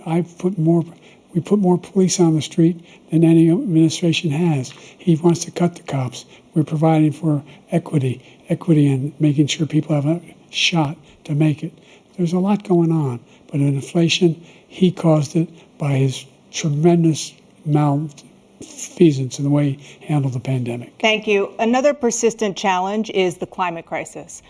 2023 was the hottest year in recorded history, and communities across the country are confronting the devastating effects of extreme heat, intensifying wildfires, stronger hurricanes, and rising sea levels. Former President Trump, you've vowed to end your opponent's climate initiatives, but will you take any action as president to slow the climate crisis? Well, let me just go back to what he said about the police, how close the police are to him. Almost every police group in the nation from every state is supporting Donald J. Trump. Almost every police group. And what he's done to the black population is horrible, including the fact that for 10 years he called them super predators. In the 1990s, we can't forget that. Super predators was his name, and he called it to them for 10, and they've taken great offense at it, and now they see it happening. But when they see what I did for criminal justice reform and for the historically black colleges and universities, where I funded them and got them all funded, and the opportunity zones with Tim, as you know, Tim Scott was incredible. He did a great job, great senator from South Carolina. He came to me with the idea, and it was a great idea. It's one of the most successful economic development acts ever in the country, opportunity zones. And the biggest beneficiary are blacks. And that's why we have the best numbers with them in maybe ever. They're saying ever. I read this morning where ever, the best numbers. He's lost much of the black population because he's done a horrible job for black people. He's also done a horrible job for Hispanics. But wait till you see these millions of people pouring into our country, and they're going to take the jobs, and it's already started, and you haven't seen anything yet. It's a disaster. 38 seconds left. President Trump, will you take any action as president to slow the climate crisis? So I want absolutely immaculate clean water, and I want absolutely clean air, and we had it. We had H2O. We had the best numbers ever, and we were using all forms of energy, all forms, everything. And yet, during my 4 years, I had the best environmental numbers ever. And my top environmental people gave me that statistic just before I walked on the stage, actually. I don't know where the hell he's been. The idea that anything he said is true. I've passed the most extensive climate change legislation in history. We find ourselves, and by the way, black colleges. I came up with $15 billion for HBCUs, historic black universities and colleges, because they don't have the kind of contributors that they have to build these laboratories and the like. Any black student is capable in college of doing what any white student can do. They just don't have the money, but now they'll be able to get those jobs in high tech. We're in a situation where the idea that he is claiming to have done something that had the cleanest water, he hadn't done a damn thing for the environment. He pulled out of the Paris Peace Accord, Climate Accord. I immediately joined it because if we reach 1.5 degrees Celsius at any one point, there's no way back. The only existential threat to humanity is climate change, and he didn't do a damn thing about it. He wants to undo all that I've done. The Paris Accord was going to cost us $1 trillion, and China nothing, and Russia nothing, and India nothing. It was a ripoff of the United States. And I ended it because I didn't want to waste that money because they treat us horribly. We were the only ones. It was costing us money. Nobody else was paying into it. And it was a disaster. But everything that he said just now, I'll give you an example. I heard him say before insulin. I'm the one that got the insulin down for the seniors. I took care of the seniors. What he's doing is destroying all of our medical programs because the migrants coming in, they want everybody. And look, I have the biggest heart on the stage. I guarantee you that. And I want to take care of people. But we're destroying our country. They're taking over our schools, our hospitals, and they're going to be taking over Social Security. He is destroying Social Security, Medicare, and Medicaid. The idea is that we, in fact, we were the only ones of consequence who were not members of the Paris Accord. How can we do anything if we're not able to, the United States can't get its pollution under control? One of the largest polluters in the world, number one. We're making significant progress. By 2035, we will have cut pollution in half. We have made significant progress, and we're continuing to make progress. We set up a climate corps for thousands of young people who learn how to deal with climate, just like the Peace Corps. And we're moving in directions that are going to significantly change the elements of cause of pollution. But the idea that he claims that he has the biggest heart up here and he's really concerned about pollution and about climate, I've not seen any indication of that. And by the way, with regard to prescription drugs, one company agreed that they would reduce the price to $35, which I was calling for, one, voluntarily. I made sure every company in the world, every pharmaceutical company, cannot have to pay. Thank you. And by the way, so every day, millions of Americans struggle just to make ends meet. For many older Americans, Social Security provides a critical lifeline. President Biden, if nothing is done to Social Security, seniors will see their benefits cut in just over 10 years. Will you name tonight one specific step that you're willing to take to keep Social Security solvent? Yes, make the very wealthy begin to pay their fair share. Right now, everybody making under $170,000 pays 6% of their income, of their paycheck, every single time they get a paycheck from the time of the first one they get when they're 18 years old. The idea that they're going to, I'm proposing that everybody, the millionaires pay 1%. So no one I would not raise the cost of Social Security for anybody under $400,000. After that, I began to make the wealthy begin to pay their fair share by increasing from 1% beyond to be able to guarantee the program for life. So you still have 82 seconds left. Are there any other measures that you think that would be able to help keep Social Security solvent, or is that one enough? Well, no, that one enough will keep it solvent, but the biggest thing I'll do if we defeat this man, because he wants to get rid of Social Security. He thinks there's plenty to cut in Social Security. He's wanted to cut Social Security and Medicare both times. And if you look at the program put forward by the House Republican caucus that he, I believe, supports, is in fact want to cut it as well. The idea that we don't need to protect our seniors is ridiculous.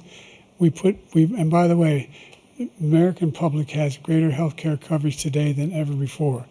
And on the ACA, as I said, you're in a circumstance where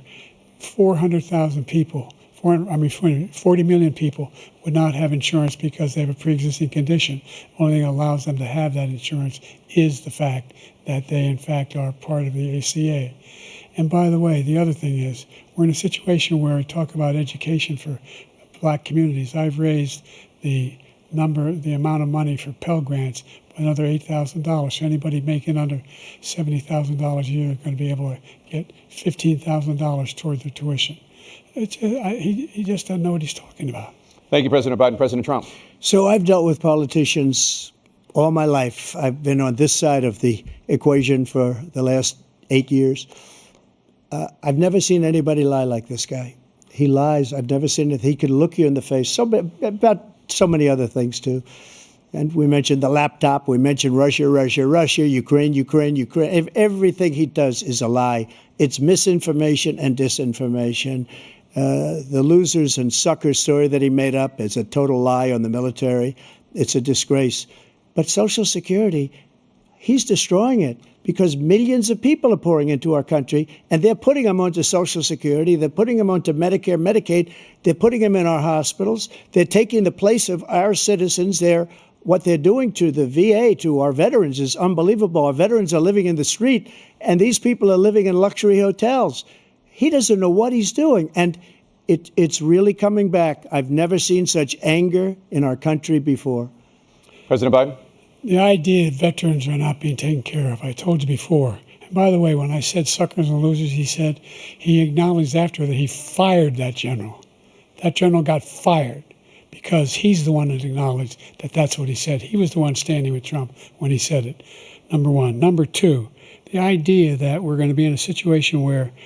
all these millions and millions, the way he talks about it, illegal aliens are coming into the country and taking away our jobs. There's a reason why we have the fastest growing economy in the world, the reason why we have the most successful economy in the world. We're doing better than any other nation in the world. And by the way, those 15 Nobel laureates he talked about being phony, those 15 Nobel laureates, economists, they all said that if Trump is reelected, we're likely to have a recession and inflation is going to increasingly go up. And by the way, worst president in history, 159 presidential scholars voted him the worst president in the history of the United States of America. President Biden, thank you so much. Let's turn to the cost of child care, which many American families struggle to afford. President Trump, both you and President Biden have tried to address this issue, but the average cost of child care in this country has risen to more than $11,000 a year per child. For many families, the cost of child care for 2 children is more than their rent. In your second term, what would you do to make child care more affordable? Just to go back, the general got fired because he was no good. And if he said that, that's why he made it up. But we have 19 people that said I didn't say it, and they're very highly respected, much more so than him. The other thing is, he doesn't fire people. He never fired people. I've never seen him fire anybody. I did fire a lot. I fired Comey because he was no good. I fired a lot of the top people at the FBI, drained the swamp. They were no good. Not easy to fire people. You'd pay a price for it, but they were no good. I inherited these people. I didn't put him there. I didn't put Comey there. He was no good. I fired him. This guy hasn't fired anybody. He never fires. He should have fired every military man that was involved with that the Afghanistan horror show, the most embarrassing moment in the history of our country. He didn't fire. Did you fire anybody? Did you fire anybody that's on the border that's allowed us to have the worst border in the history of the world? Did anybody get fired for allowing 18 million people, many from prisons, many from mental institutions? Did you fire anybody that allowed our country to be destroyed? Joe, our country is being destroyed as you and I sit up here and waste a lot of time on this debate. This shouldn't be a debate. He is the worst president. He just said about me because I said it. But look, He's the worst president in the history of our country. He's destroyed our country. Now all of a sudden he's trying to get a little tough on the border. He came out with a nothing deal, and it reduced it a little bit, like this much. It's insignificant. He wants open borders. He wants our country to either be destroyed or he wants to pick up those people as voters. And I don't think we just can't let it happen. If he wins this election, our country doesn't have a chance, not even a chance, of coming out of this rut. We probably won't have a country left anymore. That's how bad it is. He is the worst in history by far. Thank you, President Trump. President Biden? We're the most admired country in the world. We're the United States of America. There's nothing beyond our capacity. We have the finest military in the history of the world, the finest in the history of the world. No one thinks we're weak. No one wants to screw around with us. Nobody, number one. Number two, the idea that we're talking about worst presidents. I wasn't joking. Look it up or go online. 159 or 58, don't hold me the exact number, presidential historians, they've had meetings and they voted who's the worst president in American history. One through best to worst. They said he was the worst in all of American history. That's a fact. That's not conjecture. He can argue they're wrong, but that's what they voted. The idea that he is doing anything to deal with child care. He did virtually nothing to child care. We should significantly increase the child care tax credit. We should significantly increase the availability of women and men or single parents to be able to go back to work. And we should encourage businesses to have. Thank you, President Biden. President Trump, the question was about what would you do to make child care more affordable, if you want to take your minute. Just so you understand, we have polling, we have other things that they rate him the worst because what he's done is so bad. And they rate me, I'll show you, I will show you, and they rate me one of the best, okay? And if I'm given another 4 years, I will be the best. I think I'll be the best. Nobody's ever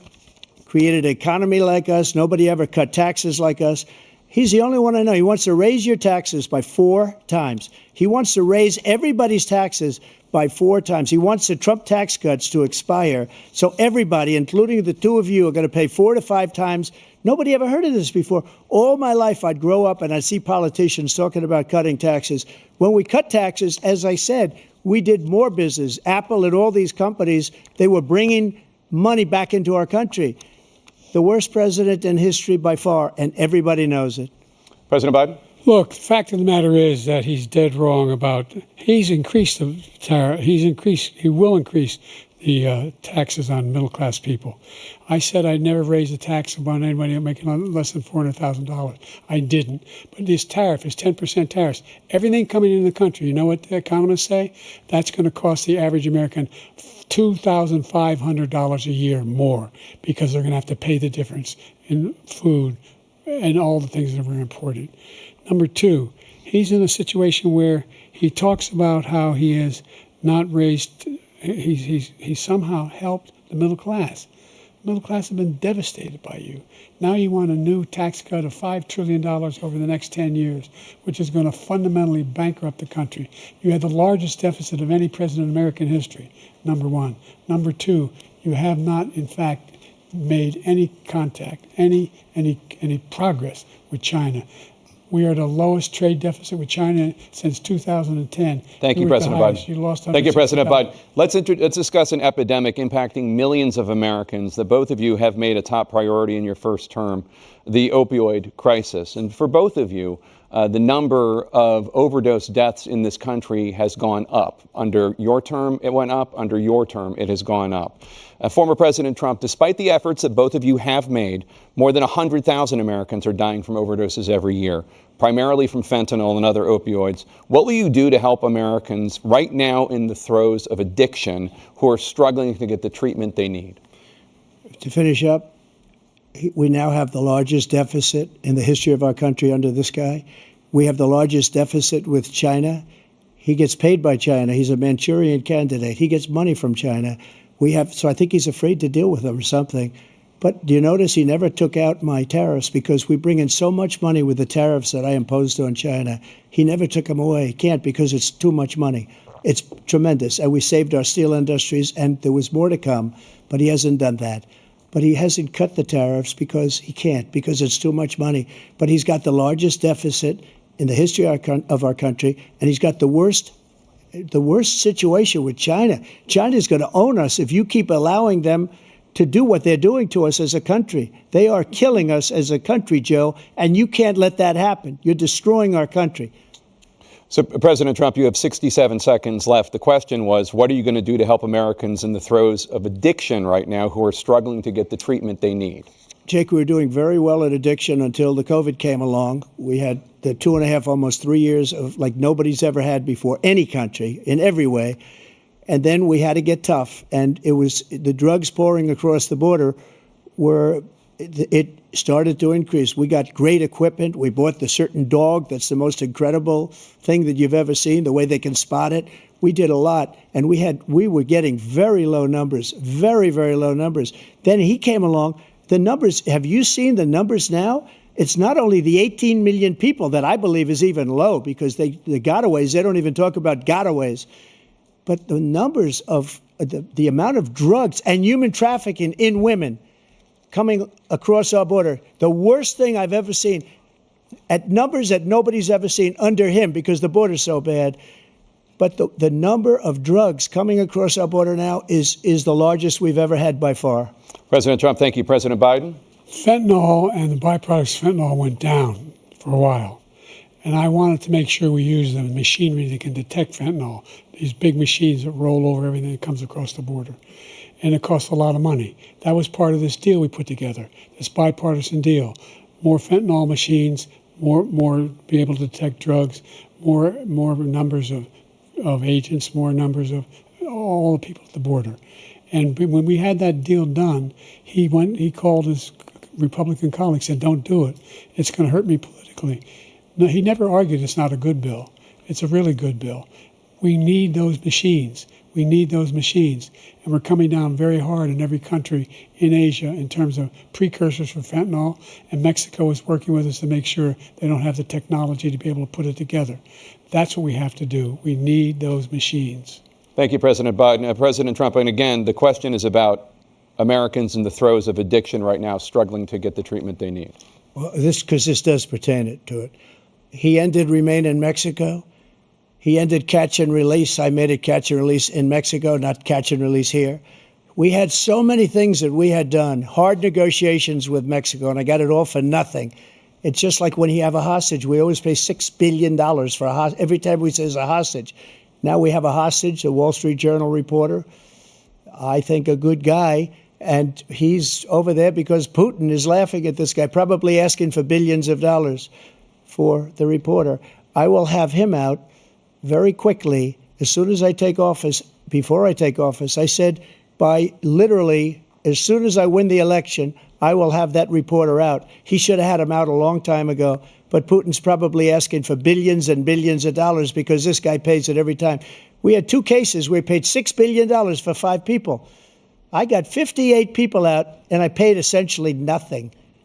Thank you, President Trump. Dana? Let's turn to concerns that voters have about each of you. President Biden, you would be 86 at the end of your second term. How do you address concerns about your capability to handle the toughest job in the world well into your 80s? Well, first of all, I spent half my career being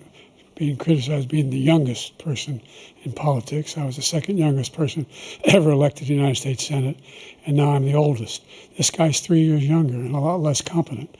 I think that just look at the record. Look at what I've done. Look how I've turned around the horrible situation he left me. As I said, 15 million new jobs, 800,000 manufacturing jobs, more investment in America, over billions of dollars in private investment in enterprises that we are growing.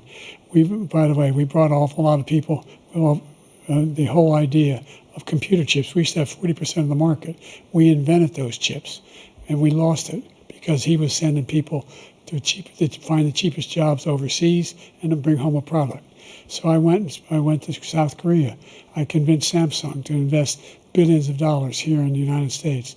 And guess what? Those fabs, they call to build these chips, those fabs pay over $100,000. You don't need a college degree for them. And there's billions about $40 billion already being invested and being built right now in the United States, creating significant jobs for Americans from all over the world. President Biden, you have 40 seconds left. Would you like to add anything? Yeah, I would. The idea that somehow we are this failing country. I never heard a president talk like this before. We're the envy of the world. Name me a single major country president who wouldn't trade places with the United States of America for all our problems and all our opportunities.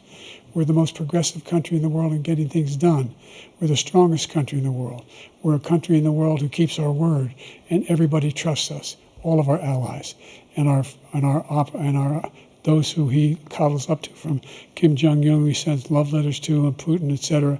They don't want to screw around with us. Thank you. Former President Trump, to follow up, you would be 82 at the end of your second term. What do you say to voters who have concerns about your capabilities to serve? Well, I took 2 tests, cognitive tests. I aced them, both of them, as you know. We made it public. He took none. I'd like to see him take one, just one, a real easy one. Like go through the first 5 questions. He couldn't do it. But I took 2 cognitive tests. I took physical exams every year. And, you know, we knock on wood wherever we may have wood, that I'm in very good health. I just won 2 club championships, not even senior, 2 regular club championships. To do that, you have to be quite smart, and you have to be able to hit the ball a long way. And I do it. He doesn't do it. He can't hit a ball 50 yards. He challenged me to a golf match. He can't hit a ball 50 yards.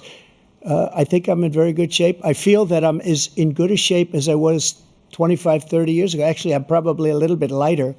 but I'm in as good a shape as I was years ago. I feel very good. I feel the same. But I was willing to take a cognitive test. And you know what? If I didn't do well, I aced them. Dr. Ronnie Jackson, who's a great guy when he was White House doctor. And then I took another one, a similar one. And one of them said they've never seen anybody ace him. Thank you. President Biden? You can see he is 6'5" and only 223 pounds, or 235 pounds. Well, you said 6'4", 200. Well, anyway, that's what anyway, just take a look at what he says he is and take a look at what he is. Look, I'd be happy to have a driving contest with him. I got my handicap, which when I was vice president, down to a 6. But by the way, I told you before, I'm happy to play golf with you if you carry your own bag. Think you can do it? That's the biggest lie. He's a 6 handicap of all. I was an 8 handicap. Yeah. 8. Never. But I have, you know how many? I've seen you swing. I know you swing. Okay, let's not act like children. President Trump, we're going to 21 turn Let's not act like children. to a specific concern that voters have about you. Will you pledge tonight that once all legal challenges have been exhausted, that you will accept the results of this election, regardless of who wins, and you will say right now that political violence in any form is unacceptable? Well, I shouldn't have to say that, but of course I believe that. It's totally unacceptable. And if you would see my statements that I made on Twitter at the time, and also my statement that I made in the Rose Garden, you would say it's one of the strongest statements you've ever seen. In addition to the speech I made in front of, I believe, the largest crowd I've ever spoken to, and I will tell you, nobody ever talks about that. They talk about a relatively small number of people that went to the Capitol, and in many cases were ushered in by the police. And as Nancy Pelosi said, it was her responsibility, not mine. She said that loud and clear. But the answer is, if the election is fair, free, and I want that more than anybody. And I'll tell you something. I wish he was a great president, because I wouldn't be here right now. I'd be at one of my many places enjoying myself. I wouldn't be under indictment because I wouldn't have been his political opponent, because he indicted me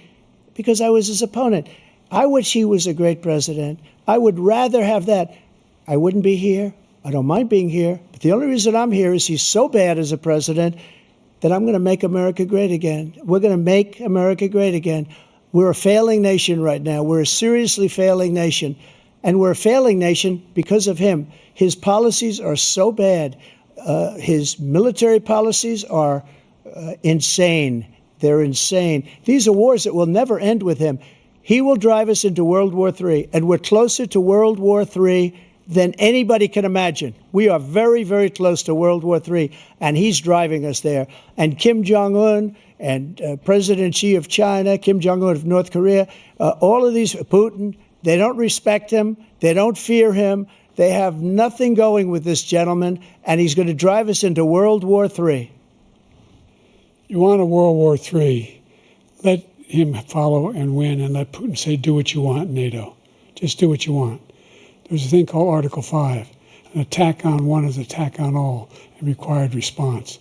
The idea, I can't think of a single major leader in the world who wouldn't trade places with the job I've done and what they've done. Because we are a powerful nation. We have wonderful people. It's because of the people, not me. It's because of the American people. They're capable of anything, and they step up when they're needed. And right now, we're needed. We're needed to protect the world because our own safety is at stake. And again, you want to have a war, just let Putin go ahead and take Kyiv, make sure they move on, see what happens in Poland, Hungary, and other places along that border. Then you have a war. President Trump, as I come back to you for a follow-up, the question was, will you accept the results of this election, regardless of who wins? Just to finish what he said, if I might, Russia, they took a lot of land from Bush. They took a lot of land from Obama and Biden. They took no land, nothing from Trump, nothing. He knew not to do it. He's not going to play games with me. He knew that. I got along with him very well, but he knew not to play games. He took nothing from me. But now he's going to take the whole thing from this man right here. That's a war that should have never started. It would have never started ever with me. And he's going to take Ukraine. And, you know, you asked me a question before, would you do this? He's got us in such a bad position right now with Ukraine and Russia because Ukraine's not winning that war. He said, I will never settle until such time. They're running out of people. They're running out of soldiers. They've lost so many people. It's so sad. They've lost so many people, and they've lost those gorgeous cities with the golden domes that are 1,000 years old, all because of him and stupid decisions. Russia would have never attacked if I were President Trump, the question was, will you accept the results of the election, regardless of who wins? Yes or no, please. If it's a fair and legal and good election, absolutely. I would have much rather accepted these, but the fraud and everything else was ridiculous. And if you want, we'll have a news conference on it in a week, or we'll have another one of these in a week. But I will absolutely, there's nothing I'd rather do. It would be much easier for me to do that than I'm running again. I wasn't really going to run until I saw the horrible job he did. He's destroying our country. I would be very happy to be someplace else, in a nice location someplace. And again, no indictments, no political opponent stuff, because it's the only way he thinks he can win. But unfortunately, it's driven up my numbers and driven them up to a very high level because the people understand it. Well, let's see what your numbers are when this election is over. Let's see. You're a whiner. When you lost the first time, you continued, you appealed and appealed to courts all across the country. Not one single court in America said any of your claims had any merit, state or local, none. But you continue to provoke this lie about somehow there's all this misrepresentation, all this stealing. There is no evidence of that at all. And I tell you what, I doubt whether you'll accept it because you're such a whiner.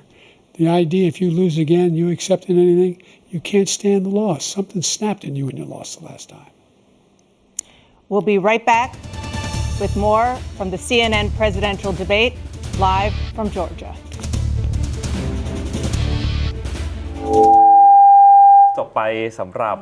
ช่วงที่ 2 ของการประชันวิสัยทัศน์นะครับคุณมินนี่ก็มีอีกหลายประเด็นเหมือนกันเพราะว่าดาน่าแบชเนี่ยเริ่มต้นคำถามด้วยการถามถึง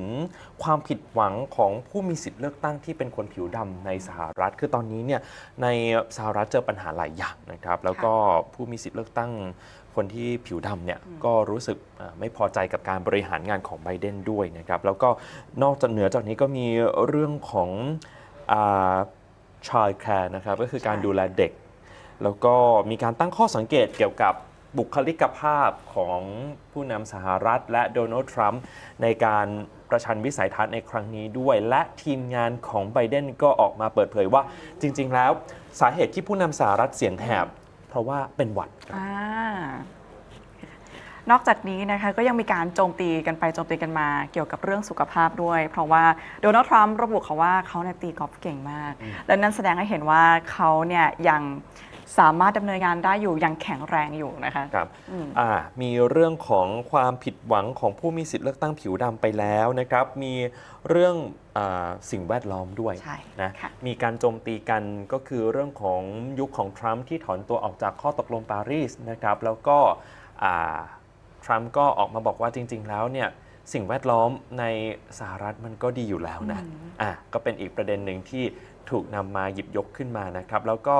นอกเหนือจากสิ่งแวดล้อมก็มีเรื่องของอายุด้วยใช่ค่ะอายุก็เป็นสิ่งที่ผู้ดำเนินรายการถามนะครับซึ่งโดนัลด์ทรัมป์ก็แสดงความมั่นอกมั่นใจว่าอายุไม่น่าจะเป็นอุปสรรคสำหรับการบริหารของเขานะครับมีการสรุปสถิติจาก CNN ครับพบว่าไบเดนเนี่ยกลายเป็นพูดน้อยกว่าทรัมป์นะคือทรัมป์ตอนนี้พูดไป23นาทีกับอีก6วินาทีนะครับส่วนไบเดนพูดไป18นาทีกับอีก24วินาทีซึ่งจริงๆแล้วน่าเสียดายมากนะคะเพราะว่าแต่ละคนเนี่ยได้เวลาที่เท่ากันแต่ว่าไบเดนไม่เลือกที่จะใช้เวลาทั้งหมดในการพูดแสดงวิสัยทัศน์นะคะมีบทวิเคราะห์เพิ่มเติมด้วยนะครับว่ามีการตั้งข้อสังเกตว่าตอนนี้ไบเดนรู้สึกการพูดประเด็นต่างๆก็ดูจะคลุมเครือไม่ชัดเจนในขณะที่ทรัมป์ดูเหมือนจะวางตัวได้ดีกว่าเวลาที่เขาไปปราศัยหาเสียงตามที่ต่างๆครับมีความนิ่งมากขึ้นแล้วก็ดูที่จะพูดอะไรต่างๆชัดเจนมากขึ้นในแต่ละประเด็นแต่ย้ำคุณผู้ชมอีกครั้งหนึ่งนะครับว่านี่เป็นการมองแค่บุคลิกภาพภายนอกเท่านั้นเรื่องของข้อเท็จจริงทั้งสองคนก็ยังมีช่องโหว่เหมือนกันนะครับเมื่อสักครู่มีแฟกต์เช็คจาก BBC ออกมาคือไบเดนบอกว่ากำลังพลอเมริกันเนี่ยไม่เคยเสียชีวิตเลยภายใต้การบริหารของรัฐบาลชุดปัจจุบันแต่เขาก็ไปพบว่าจริงๆแล้วก็มีกำลังพลอเมริกันเสียชีวิตเหมือนกันเมื่อเดือนมกราคมที่ผ่านมาในจอร์แดนนะครับแล้วก็การถอนกำลังพลออกจากอัฟกานิสถานเมื่อเดือนสิงหาคมปี 2021 มีเหตุ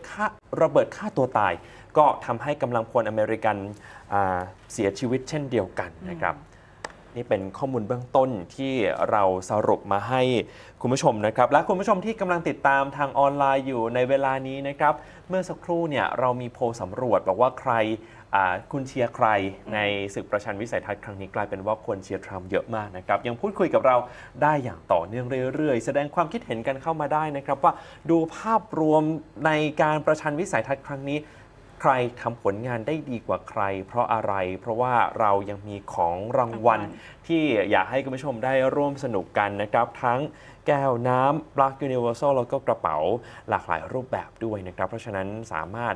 กดไลค์กดแชร์แล้วก็แสดงความคิดเห็นพูดคุยกับเราได้จนถึงเวลา 10 โมงเลยนะครับตอนนี้กลับมาแล้วนะครับเราจะไปกันที่สตูดิโอของ CNN ที่นครแอตแลนตารัฐจอร์เจียครับ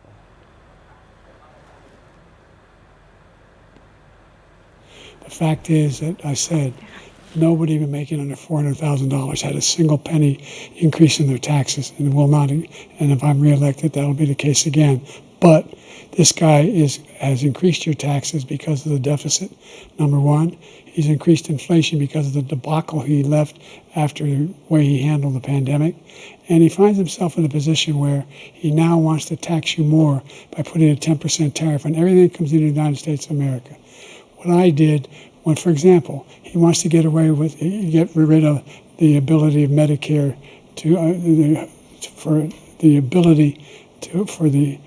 us to be able to negotiate drug prices with the big pharma companies. Well, guess what? We got it down to $35 for insulin instead of $400. No more than $2,000 for every senior, no matter how much prescription they need. You know what that did? That reduced the federal debt by $160 billion over 10 years because the government doesn't have to pay the exorbitant prices. I'm going to make that available to every senior all along, it's happening now, and everybody in America. He wants to get rid of that. I'm going to make sure that we have child care. We're going to significantly increase the credit people have for child care. I'm going to make sure we do something about what we're doing on lead pipes and all the things that are causing health problems for people across the country. We're going to continue to fight to bring down inflation and give people a break. Thank you, President Biden. President Trump, you now have 2 minutes for your closing statement. Like so many politicians, this man is just a complainer. He said, we want to do this, we want to do that, we want to get rid of this tax, that tax. But he doesn't do anything. He doesn't do. All he does is make our country unsafe by allowing millions and millions of people to pour in. Our military doesn't respect him. We look like fools in Afghanistan. We didn't stop Israel. It was such a horrible thing that would have never happened. It should have never happened. Iran was broke. Anybody that did business with Iran, including China, they couldn't do business with the United States. They all passed. Iran was broke. They had no money for Hamas or Hezbollah, for terror, no money whatsoever. Again, Ukraine should have never happened. He talks about all this stuff, but he didn't do it. For 3.5 years, we're living in hell. We have the Palestinians and we have everybody else rioting all over the place. You talk about Charlottesville. This is 100 times Charlottesville, 1,000 times. The whole country is exploding because of you, because they don't respect you, and they have to respect their president, and they don't respect you throughout the world. What we did was incredible. We rebuilt the military. We got the largest tax cut in history, the largest regulation cut in history. The reason he's got jobs is because I cut the regulations that gave jobs, but he's putting a lot of those regulations back on. All of the things that we've done, nobody's never seen anything like. Even from a medical standpoint, right to try, where we can try space-age materials instead of going to Asia or going to Europe and trying to get when you're terminally ill. Now you can go and you can get something. You sign a document. They've been trying to get it for 42 years. But you know what we did for the military was incredible. Choice for our soldiers, where our soldiers, instead of waiting for 3 months to see a doctor, can go out and get themselves fixed up and readied up and take care of themselves, and they're living. And that's why I had the highest approval rating in the history of the VA. So all of these things, we're in a failing nation, but it's not going to be failing anymore. We're going to make it great again. Thank you, former President Trump, President Biden. Stay with us because we have full analysis of this debate. Anderson Cooper and Aaron Burnett starts now on CNN.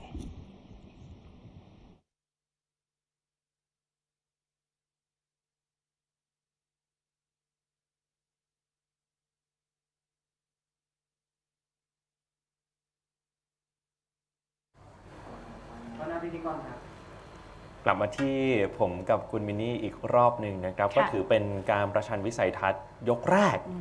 ก็บอกอะไรได้เยอะเหมือนกันนะครับเพราะว่าประเด็นต่างๆที่หลายคนคาดการณ์ก่อนหน้านี้ว่าจะมีการหยิบยกขึ้นมาพูดคุยตั้งแต่เรื่องของสงครามรัสเซียยูเครนสงครามในกาซาเรื่องภายในประเทศที่ร้อนแรงอย่างนโยบายผู้อพยพข้ามพรมแดนทางตอนใต้ก็เป็นเรื่องที่ถูกนำมาถกกันในเวทีนี้ด้วยนะครับเรื่องประกันสุขภาพของสหรัฐนะคะซึ่งสำนักข่าวต่างประเทศก็มองว่าจริงๆแล้วเนี่ยเรื่องนี้ทั้งไบเดนแล้วก็ทรัมป์นะคะยังไม่มีแผนการในการยกระดับประกันสุขภาพสหรัฐที่ชัดเจนค่ะแล้วก็ทรัมป์ระบุค่ะว่าถ้าเกิดเขาได้เป็นประธานาธิบดีหลังจากนี้นะคะในอีก4ปีเขาจะเป็นประธานาธิบดีที่ดีและทำสหรัฐให้เป็นประเทศที่ดีที่สุดในโลกนะคะรวมถึงมีการพูดถึงการขาดดุลการค้าในช่วงยุคประธานาธิบดีไบเดนด้วยนะคะมีปัญหาเศรษฐกิจอย่างภาวะเงินเฟ้อก็เป็นอีกประเด็นที่ทรัมป์นำมาโจมตีไบเดนด้วยนะครับเรื่องของอายุของผู้สมัครทั้งสองคนคุณมินนี่คุณผู้ชมครับน่าสังเกตว่าเวทีในครั้งนี้เนี่ยได้รับการหยิบยกในเรื่องของนโยบายต่างประเทศขึ้นมาพูดคุยกันใช้เวลาค่อนข้างมากนะเรื่องของสงครามรัสเซียยูเครนสงครามอิสราเอลฮามาสที่ทรัมป์ระบุว่าถ้าเขาเป็นประธานาธิบดีก็จะไม่เกิดความขัดแย้งในครั้งนี้ขึ้นหรือถ้าครั้งนี้เขาชนะการเลือกตั้งเขาสามารถแก้ปัญหาสงครามในยูเครนได้ก่อนที่เขาจะเข้ารับตำแหน่งซะอีกนะครับมีการโจมตีไปที่ไบเดนด้วยว่าตอนนี้รัฐบาลของไบเดนเนี่ยอ่อนแอบวกเปียกมากแม้กระทั่งคิมจองอึนผู้นำเกาหลีเหนือหรือสีจิ้นผิงผู้นำของจีนก็ไม่ได้เคารพหรือเกรงกลัวไบเดนเลยครับค่ะนอกจากนี้ก็มีการยิงคำถามถึงการก่อจราจรหลังจากที่4 ปีที่แล้วโดนัลด์ทรัมป์แพ้การเลือกตั้งนะคะก็พิธีกรก็ถามตรงๆค่ะว่าหลังจากนี้ถ้าเกิดเหตุการณ์อะไรทางการเมืองขึ้นเนี่ยทรัมป์สนับสนุน violence หรือว่าความรุนแรงหรือเปล่าซึ่งทรัมป์ก็ตอบแบบตรงไปตรงมานะคะว่าเขาไม่ accept violence หรือว่าไม่สนับสนุนความรุนแรงในรูปแบบใดก็ตามค่ะเป็นประเด็นที่ก็ประมวลกันมาตั้งแต่ต้นนะครับแต่ว่าครั้งนี้เวทีก็จะดูเป็นระเบียบเรียบร้อยอยู่ในความสงบนะครับคือผู้สมัครชิงเก้าอี้ประธานาธิบดีทั้งสองคนไม่ว่าทรัมป์หรือไบเดนก็มีความพยายามที่จะพูด สอดแทรกเป็นบางครั้ง แต่ว่าท้ายที่สุดแล้วเนี่ยก็โดนปิดไมโครโฟนทั้งคู่ด้วยนะครับ แล้วก็ประเด็นที่หลายคนจับตามองอีกอย่างหนึ่งก็คือเรื่องของบุคลิกภาพต่างๆนะครับซึ่งอันนี้มันก็จะเป็นตัวตัดสินเหมือนกันว่าท้ายที่สุดแล้วจบการดีเบตการประชันวิสัยทัศน์ในครั้งนี้ไปแล้วเนี่ยคะแนนจะใครจะขึ้นมานำนะครับเพราะว่าบุคลิกภาพไหวพริบปฏิภาณในการตอบคำถามในการแสดงวิสัยทัศน์ก็เป็นปัจจัยสำคัญที่จะทำให้ผู้มีสิทธิ์เลือกตั้งหันมาสนับสนุนใครคนใดคนหนึ่งได้แต่ก่อนหน้านี้คุณมินนี่คุณผู้ชมครับผมทางไทย PBS World เนี่ยมีโอกาสจัดฟอรัมเป็นการพูดคุยเกี่ยวกับเรื่องของการเลือกตั้งสหรัฐนะครับนักวิชาการก็มองว่าคนที่สนับสนุนทรัมป์เนี่ยยังไงก็สนับสนุนทรัมป์นะครับไม่มีโอกาสที่จะกลับมาหันมาเลือกคนอื่นหรือผู้สมัครตัวเลือกที่ 3แต่คนที่สนับสนุนไบเดนหรือคนที่ยังไม่ได้ตัดสินใจนี้สิอาจจะหันไปเทคะแนนให้ผู้สมัครทางเลือกที่ 3ได้นะครับซึ่งผู้สมัครทางเลือกที่ 3 ตอนนี้ที่หลายคนจับตามองก็คือโรเบิร์ตแคนเนดีจูเนียร์นะครับซึ่งก็มีแนวนโยบายแล้วก็หวังเหมือนกันแหละว่าเขาอาจจะมีคะแนนที่เพิ่มขึ้นในการเลือกตั้งครั้งนี้เพราะว่าอย่างที่บอกไปครับการเลือกตั้งครั้งนี้เป็นการเลือกตั้งที่ผู้สมัครทั้งสองคนทั้งทรัมป์และไบเดนเป็นคนที่คนอเมริกันไม่ปลื้มทั้งคู่เพราะฉะนั้นโอกาสในการเลือกผู้สมัครทางเลือกที่ 3มันก็น่าจะมีเพิ่มมากขึ้นเรื่อยๆนะครับและร่วมวิเคราะห์หลังจากการประชันวิสัยทัศน์จบลงไปกับเราในวันนี้อีกครั้งหนึ่งพบกับท่านทูตชัยยงสัจจิพานนท์นะครับอดีตเอกอัครราชทูตไทยประจำสหรัฐอเมริกาครับท่านทูตครับพอดูการประชันวิสัยทัศน์จบลงแล้วเนี่ยท่านทูตมีความเห็นยังไงบ้างครับคือมองหลายแง่มุมนะครับเอาประเด็นแรกก่อนเรื่องบุคลิกภาพของนะครับทั้งสองท่านเนี่ยนะครับเราจะเห็นว่าในคราวนี้นี่โจไบเดนนี่ระงับความรู้สึกที่ออกทางสีหน้าและท่าทางเนี่ยไม่ค่อยได้นะครับแสดงท่าทางแบบกดดันเครียดนะฮะแล้วก็เวลาแสดงความคือไม่สีหน้าไม่เก็บความรู้สึกนะครับอันนี้ก็จะแล้วก็เริ่มพูดลักษณะกล่าวโจมตีอีกฝ่ายหนึ่งมากขึ้นเริ่มในลักษณะนี้ซึ่งอาจจะทำให้เสียคะแนนพอสมควรในด้านบุคลิกภาพตัวทรัมป์นี่ค่อนข้างไปได้สวยนะครับในแง่ของการชี้แจงตอบคำถามแต่ก็ยังติดประเด็นเรื่องถ้อยคำที่กระทบกระแทกมากพอสมควรในส่วนนี้นะครับแต่ว่าระงับอารมณ์ได้มากกว่าทุกครั้งที่ผ่านมาของทรัมป์ในการดีเบตนะครับไม่ว่าตั้งแต่สมัยเฮนรี่คลินตันหรือว่าสมัยปี 2020 นะครับเพราะฉะนั้นน่าจะคะแนนทางด้านบุคลิกภาพนี้จะออกมา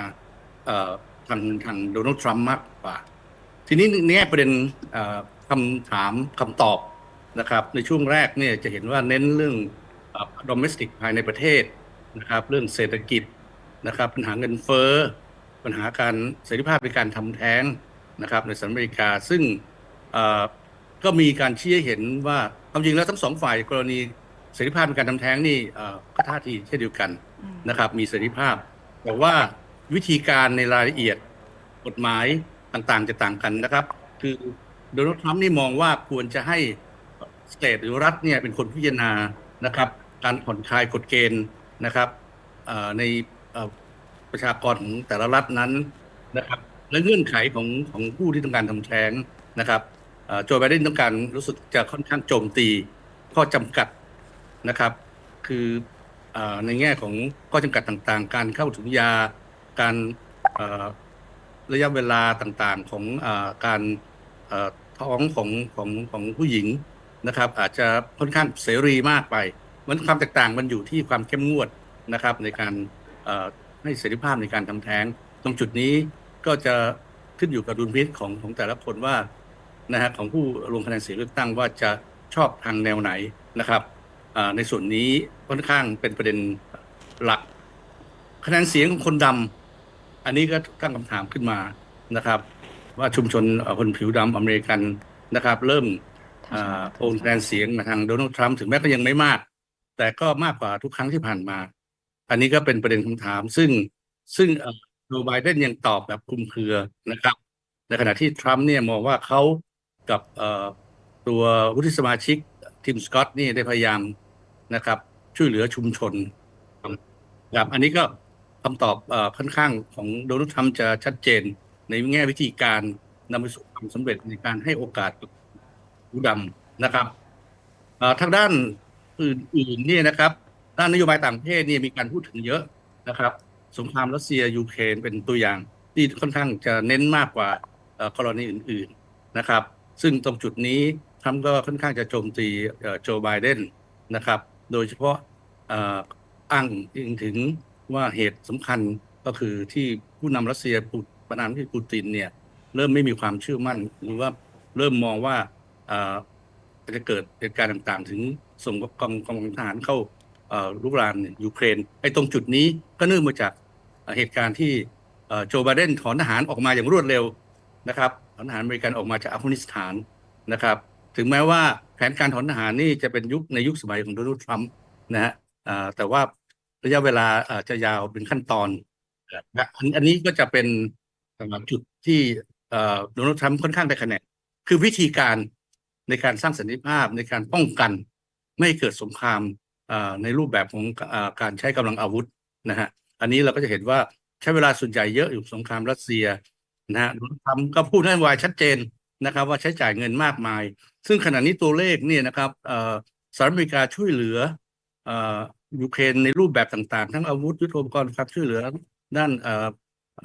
มนุษยธรรมเนี่ยประมาณ75 ล้านเหรียญสหรัฐอเมริกาและสภาสหรัฐก็เพิ่งออกกฎหมายเมื่อเดือนพฤษภาคมที่ผ่านมานะครับว่า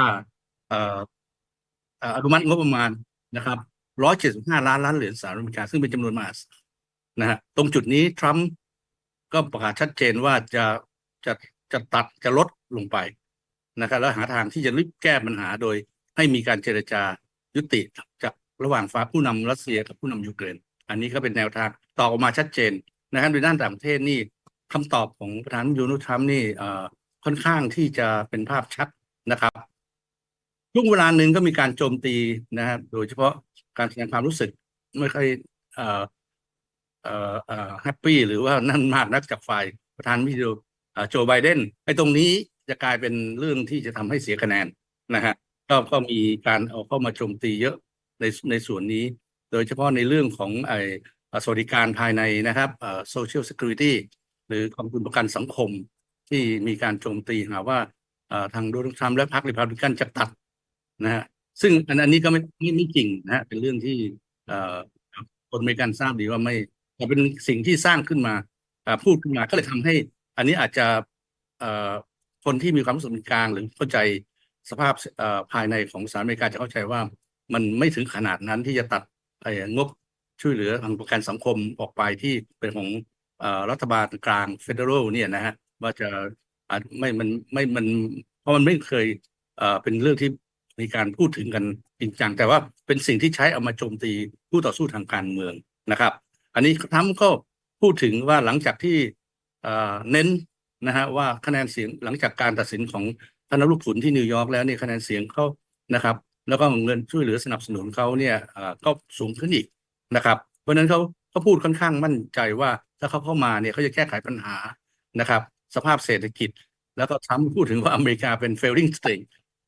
ขึ้นมาจากสภาพการบริหารจัดการของประธานาธิบดีโจไบเดนนะครับไอ้ตรงนี้ก็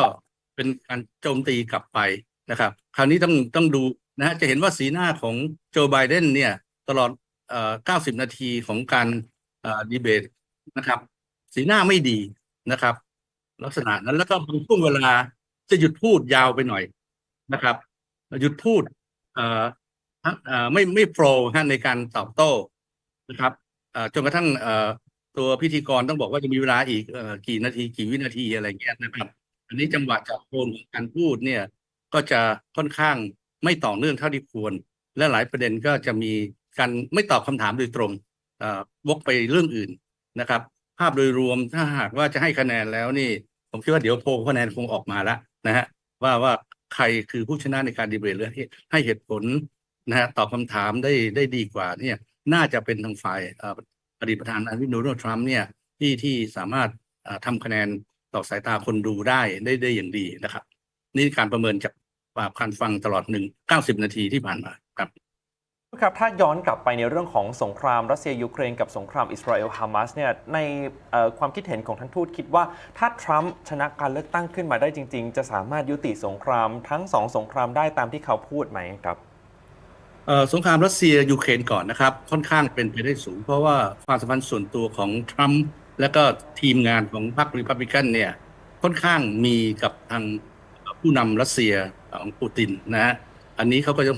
เขาบอกว่าจะนั่งคุยยกโทรศัพท์คุยทันทีเลยสิ่งเหล่านี้เนี่ยจะเห็นว่าในแง่ของทางนั้นที่โจไบเดนนี่ยังใช้โอกาสในการสร้างความสัมพันธ์ที่พูดคุยกับทางที่ปูตินเนี่ยค่อนข้างน้อยนะครับไอ้ตรงจุดนี้ก็มุ่งเน้นให้ความช่วยเหลือในฐานะสมาชิกผู้สนับสนุนหลักของนาโต้นะครับแต่ถ้าโดนัลด์ทรัมป์เข้ามาสิ่งที่เขาจะทำสิ่งแรกก็คือเรียกร้องให้สมาชิกนาโต้นี่เพิ่มงบประมาณชัดเจนคราวนี้ก็พูดนะครับซึ่งปกติตามข้อตกลงแล้วของนาโต้สมาชิกนาโต้ต้องจ่ายงบประมาณด้านการทหารช่วยเหลือกันเนี่ยนะครับสนับสนุน 2% ของ GDP ของแต่ละประเทศนะครับซึ่งหลายประเทศก็ยังไม่ได้ทำตามนั้นก็อันนี้ก็คงเป็นagenda หรือวาระที่สำคัญที่ประธานาธิบดีอดีตประธานาธิบดีโดนัลด์ทรัมป์ถ้ากลับเข้ามาเนี่ยจะรีบทำก็คือพูดคุยกับสมาชิกนาโต้ให้เพิ่มงบประมาณของตัวเองและพึ่งพาตนเองมากกว่าจะพึ่งสหรัฐอเมริกานะครับอันที่2ก็คือเรื่องของการเจรจากับทั้ง2ฝ่ายเพราะว่าทางทีมงานของโดนัลด์ทรัมป์เนี่ยเป็นทีมงานที่มีความสัมพันธ์ทั้งกับปูตินและก็ที่ยูเครนก็คือผู้นำที่อยู่ตรงข้ามของประธานาธิบดีเซเลนสกี้นะครับอันนี้เขาจะสามารถใช้เครือข่ายของทีมงานของ Republican เข้าไปโยงสร้างให้คลี่คลายปัญหาให้ยุติข้อตกลงนะให้ตกลงกันได้ว่าให้ยอมรับข้อตกลงอย่างใดอย่างหนึ่งซึ่งตอนนี้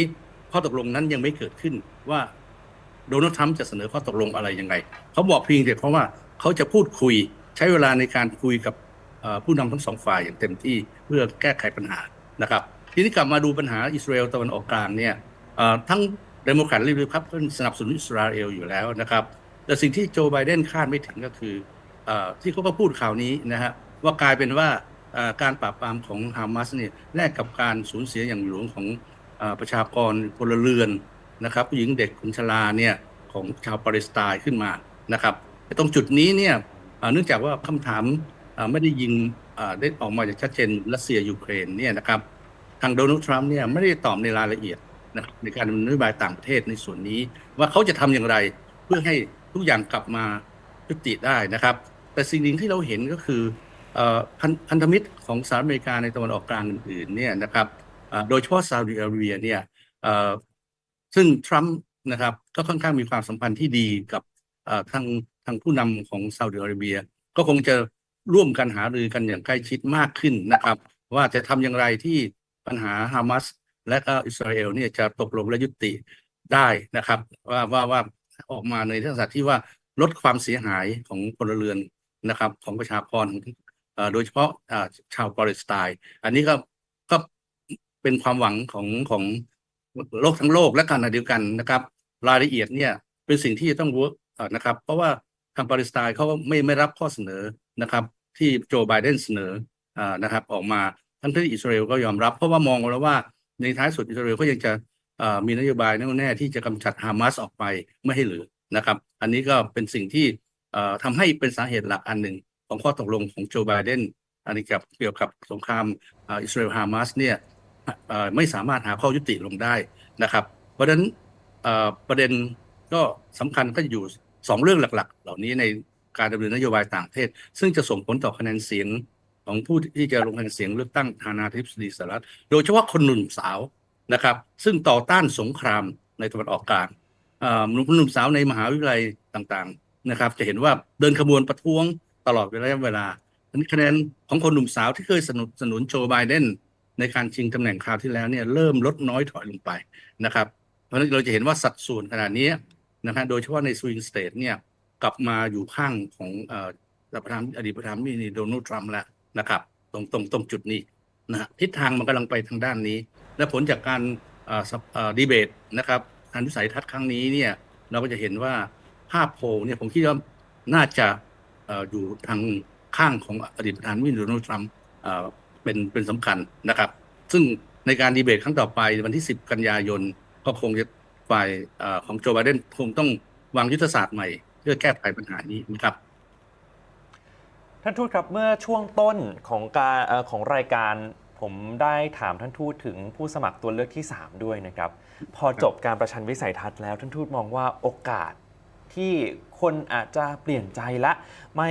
ไปเทคะแนนให้โจไบเดนแต่ว่าหรือบางคนที่อยู่ในกลุ่ม 20% ที่ยังไม่ได้ตัดสินใจเนี่ยจะหันมาเทคะแนนให้ผู้สมัครทางเลือกที่ 3 มันมีโอกาสมากขึ้นมากกว่าการเลือกตั้งเมื่อ4 ปีที่แล้วไหมครับ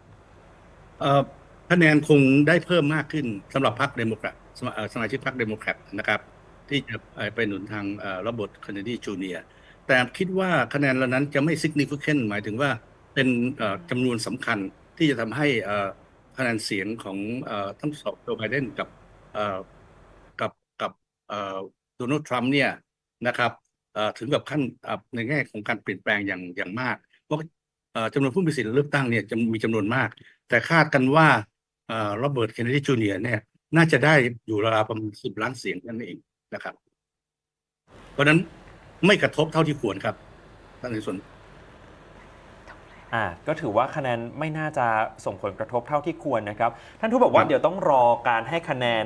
จากผลสำรวจอื่นๆสำหรับตัวท่านทูตล่ะครับท่านทูตให้คะแนนการประชันวิสัยทัศน์ครั้งนี้ยังไงบ้างครับคือถ้าแยกเป็นเรื่องๆแล้วนะครับโดยเฉพาะเรื่องนโยบายต่างประเทศอันนี้คงก็คะแนนจะเป็นอยู่ข้างโดนัลด์ทรัมป์นะครับเรื่องภายในประเทศต้องแยกไปเป็นหลายเรื่องนะครับอย่างเช่นเรื่องimmigration นะครับเรื่องอันนี้โดนัลด์ทรัมป์ทำคะแนนได้ดีมากนะครับในการที่จะตอบโต้ฝ่ายของรัฐบาลโจไบเดนในการแก้ไขปัญหาซึ่งทำให้คนอเมริกันเนี่ยจะยอมรับและชอบคำตอบนี้เพราะว่ามองเห็นแล้วว่าปัญหาผู้เมืองผิดกฎหมายเนี่ยค่อนข้างเป็นปัญหาหนักสำหรับสหรัฐอเมริกาแล้วก็ที่เขาชี้ให้เห็นว่าคนเหล่านี้ส่วนหนึ่งก็คือพวกเป็นอาชญากรอะไรต่างๆซึ่งการสกรีนต่างๆนี่ยังทำได้ยากตัวนี้เป็นสิ่งที่สังคมอเมริกันนี่กำลังหวาดกลัวอยู่นะครับว่าเกิดมันไม่มีความปลอดภัยมั่นคงมันผมคิดว่าคะแนนในส่วนนี้ในเรื่องของเซฟตี้เนี่ยก็ค่อนข้างเป็นไปได้สูงนะครับส่วนเรื่องเศรษฐกิจเขาก็ยังฝากความหวังไว้เพราะเขาไว้กับโดนัลด์ทรัมป์ส่วนนี้ก็เป็นเรื่องที่ว่าโดนัลด์ทรัมป์ตอบได้ดีนะครับในการแก้ไขปัญหาและก็ไม่กล่าวโจมตีไปหรือว่าใช้ข่าวที่ลักษณะเป็นข่าวลือข่าวลวงออกมาในข่าวนี้เนี่ยมีบางอันที่ประธานาธิบดีโจไบเดนพูดเนี่ยเป็นลักษณะเป็นข่าวที่ไม่สามารถพิสูจน์ได้นะครับมักจะเป็นข่าวที่ล่ำลือกันเป็นข่าวเฮียเซเอามาใช้พูดอ้างอิงนี่ก็เลยกลายเป็นประเด็นปัญหาว่าคนอเมริกันอาจจะไม่เชื่อถือในคำตอบบางประเด็นนะครับอย่างเช่นเรื่องของพวกที่อย่างแยกผิวนะครับเหตุการณ์ที่เซาท์แคโรไลนาอะไรเงี้ยนะครับซึ่งมีนาซีอะไรต่างๆเข้าไปนะฮะอันนี้ก็มีสำนักข่าวที่บอกแล้วว่าเป็นเรื่องไม่จริงในส่วนนั้นว่าแล้วทำไม่ได้สนับสนุนอะไรเงี้ยคือมันมีการรายงานเรื่องพวกนี้มาก่อนแล้วนะครับแต่ว่าก็จะเอาจับจุดนี้ว่าทรัมป์อยู่ข้างพวกต่อการทางฝ่ายwhite supremacy อะไรต่างๆเหล่านี้นะฮะอันนี้ก็เป็นสิ่งที่เขาพยายามเอาจุดอ่อนมาแต่จุดอ่อนนั้นบางอันเนี่ยมันถูกมองว่าได้มีการติดตามข่าวแล้วกลายเป็นเรื่องไม่จริงอะไรเงี้ยนะครับอันนี้ก็เพราะนั้นก็ยังมองว่าคะแนนดีเบตคราวนี้จะอยู่ข้างของโดนัลด์ทรัมป์ครับครับเอาละครับวันนี้ขอบคุณท่านทูตชัยยงสัจจิพานนท์อดีตเอกอัครราชทูตไทยประจำสหรัฐอเมริการ่วมวิเคราะห์กับเราในวันนี้นะครับและทั้งหมดคือรายการพิเศษศึกประชันวิสัยทัศน์ชิงทำเนียบขาวยกแรกครับช่วงนี้คุณมินนี่ณัฐชากิจโมกและผมพงษ์สทัศน์สุขพงศ์ลาไปเลยนะครับสวัสดีครับสวัสดีค่ะ